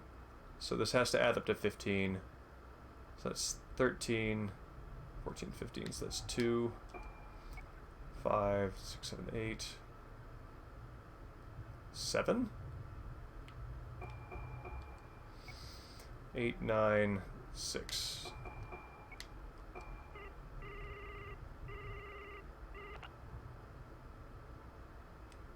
Oh, cool. My arithmetic is better than I thought. I just needed a little warm-up.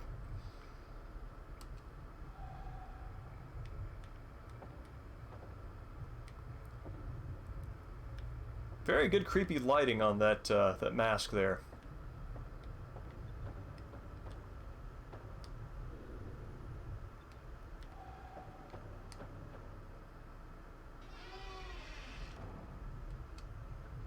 Oh, I feel like I'm gonna get attacked. And I don't want to look.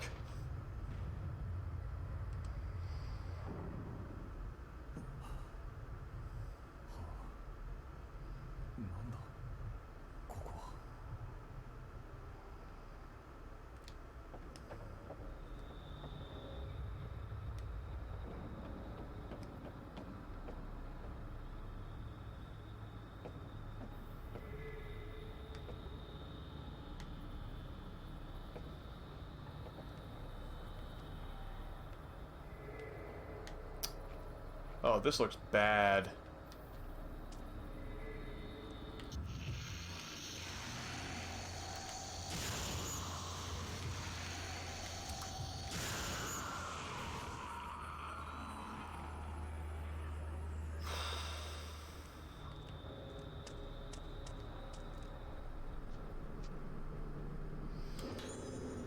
A tattered notebook lies on the desk. Currently, the most promising treatment method is surgery. It's a treatment that works by adding or removing direct stimuli to the brain. At first, because of its experimental nature, we had to overcome many difficulties, but since we started seeing results, it is nearing its establishment as an effective treatment method. However, a few days ago, just when we thought the surgery was successful, we had an unfortunate fatality. Having lost his memory and become an empty shell, the patient died, but then his face turned into a bizarre shape. I immediately dissected it, but it was clearly a sign of blooming. The actual cause of the failure is unknown. Research on surgical treatment must be continued, but blooming must be avoided. The disaster, it remains fresh in island folklore. The day without suffering cannot be repeated.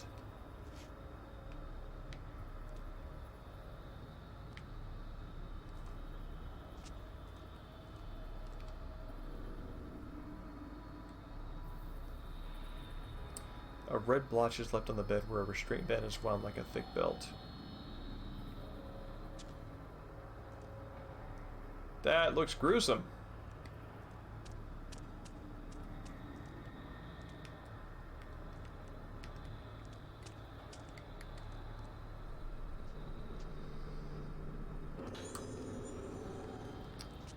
Is there anything I can upgrade? So I have 13 crystals. I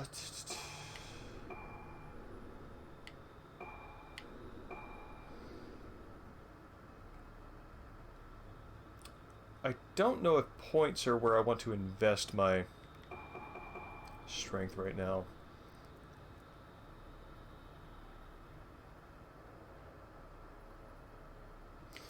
I want to save up for depth.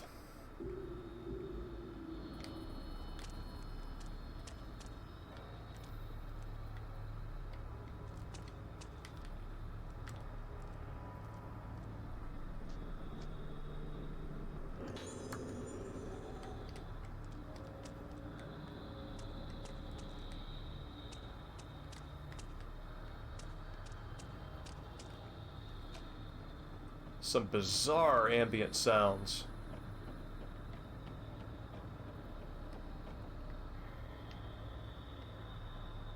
Whoa.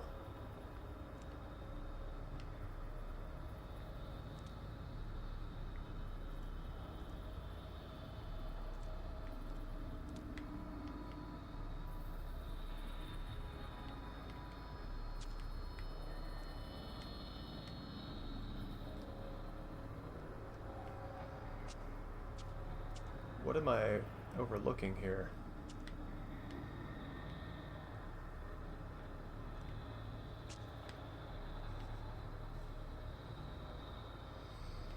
Evening, Swimmy. It's good to see you. The ambient sounds are good. They're very effective. I think that there's something weirdly harmonic happening in the background, and I think that that makes it, gives it that relaxing quality.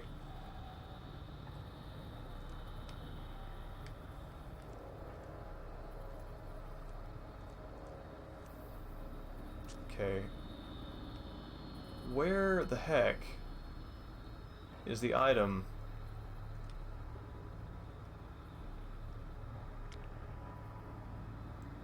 That my sensor is telling me. There it is.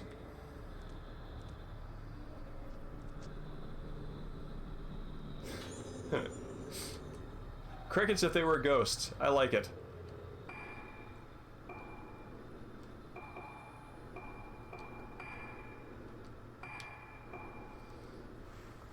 Alright, that is what I want.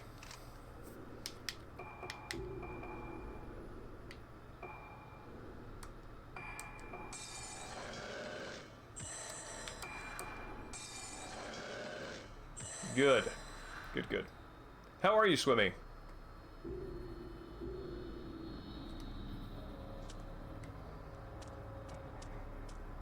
Oh, weird. Look at these gutters that are running along the side of this raised path. That is particularly creepy.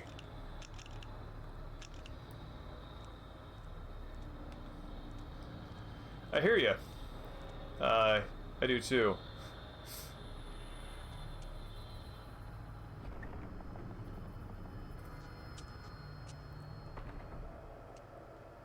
What a strange little gate.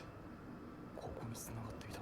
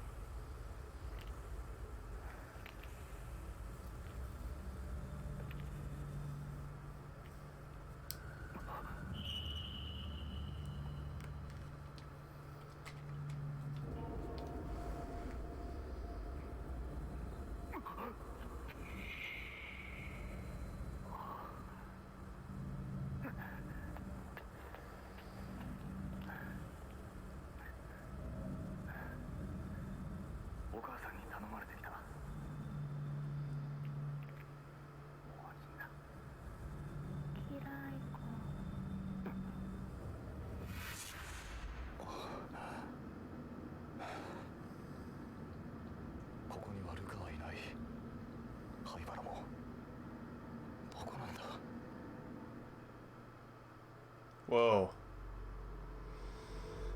It's interesting, he's having these flashbacks from the investigation where he found the kids, but it's like he's now pursuing his nemesis through here. That's interesting. You know, Swimmy, I've had mixed results with melatonin. It is the sort of thing that helps me maybe like 1 or 2 nights in a row, and then after that it just leaves me sort of basically I'm laying in bed with kind of like a restless leg thing. It's very weird, and did I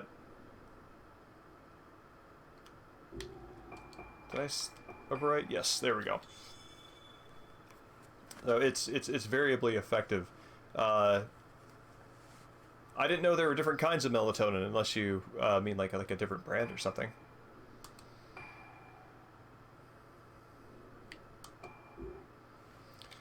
Whew.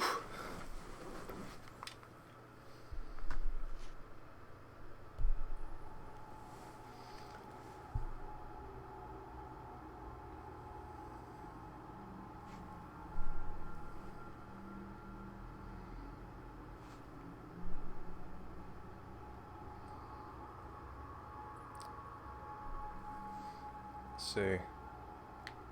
This is interesting.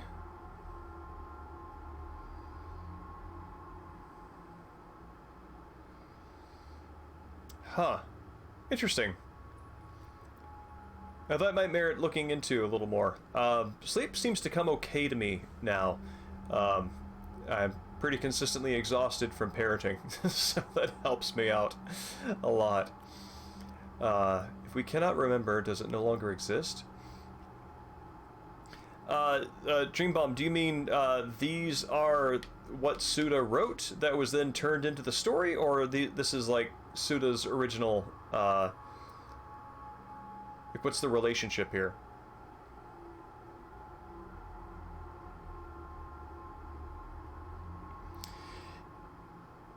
I didn't know that. Yeah, whenever I bought melatonin, I always got like 10 milligrams because I thought, well, let's just get this done. But 1 milligram, you say? If we cannot remember, does it no longer exist? Chasing Nisuki and Madoka, another person, a girl, comes to Rogetsu Island. Ruka Minazuki, one of the girls who was kidnapped 10 years ago. She was a native of the island and, after the incident, left the island with her mother, Sayaka. Ruka also returns to the island with reasons of her own.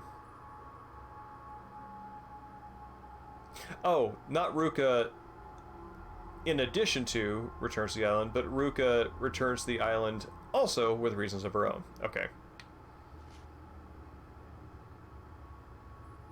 How about that? Interesting.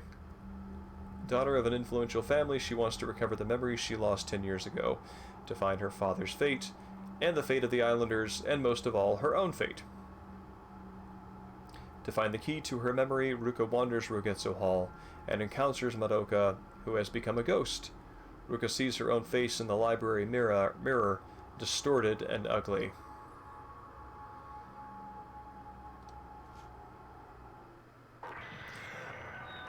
Okay. This is refreshing me.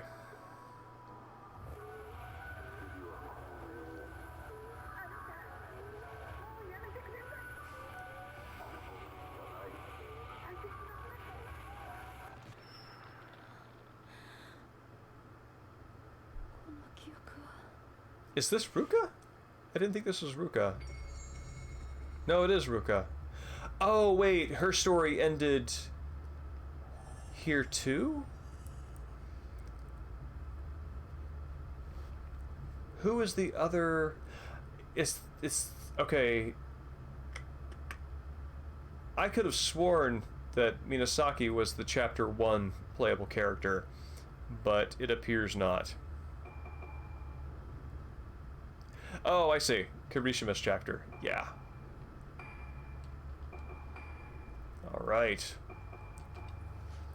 The Forgotten Day. Shoshiro Kirishima, a private detective, awakens. He finds himself in front of Haibara Hospital. Kirishima remembers that he was asked by Ruka's mother, Sayaka, to help Ruka, who has come to the island. 10 years ago, in the case of 5 girls being kidnapped on the island, he had rescued Ruka at her behest. Searching for Ruka, Kirishima stands before the hospital and sees the form of... is that Yori? Yori Haibara, a murder suspect he had been chasing on the mainland. Yori was the son of Shigeru, or is that Shigeto? It's kind of hard to tell with the font. Haibara, the director of Haibara Hospital and a man of power on the island. Yori Haibara was clearly connected to the incident in which a group of girls were kidnapped and later discovered in the basement of the hospital. However, at that time, Yori Haibara couldn't be found, and so he escaped. After Kirishima left his job as a detective, he continued to chase Yori Haibara. Maybe Ruka's also... ... Kirishima thinks this is related to the kidnapping incident 10 years ago, and returns to where he discovered the 5 girls, including Ruka. Interesting, the chapter summary doesn't summarize what happened during the chapter or what was discovered during the chapter. It actually gives you a clearer sort of setup to what happened than you got. So yeah, he just wakes up in front of the hospital, you wander inside, and you kind of learn details about this, and this lays it all out after the fact. So that's neat. I am really digging the weird chapter summaries in this game. It's kind of inspirational to have a chapter summary that talks about something just adjacent to what you experienced, and not like a written version of what you know, the last thing that happened. Oh, intro chapter is what I'm thinking of. Yeah, Madoka was the intro chapter, Ruka was chapter 1, and... no wait, Misaki is the playable character. Yes. So, that puts us in a pretty good place to wrap for tonight. I think this has 12 chapters, and we seem to be proceeding at about 1 chapter a stream, so gosh, maybe we'll be done by November. Maybe I'll try to find a night or two where I can plug an extra stream in and we can maybe move a little more quickly through it. But if we're still doing this on Halloween, that's a win, I think. So thank you everybody for coming out. Swimmy, it's great to see you. Same with you, Dream Bomb. And Dan, the Mexican Sting, it's great talking with you guys. And Final Technique as always. So I will be back Wednesday next week this time, and I hope you all have a great week.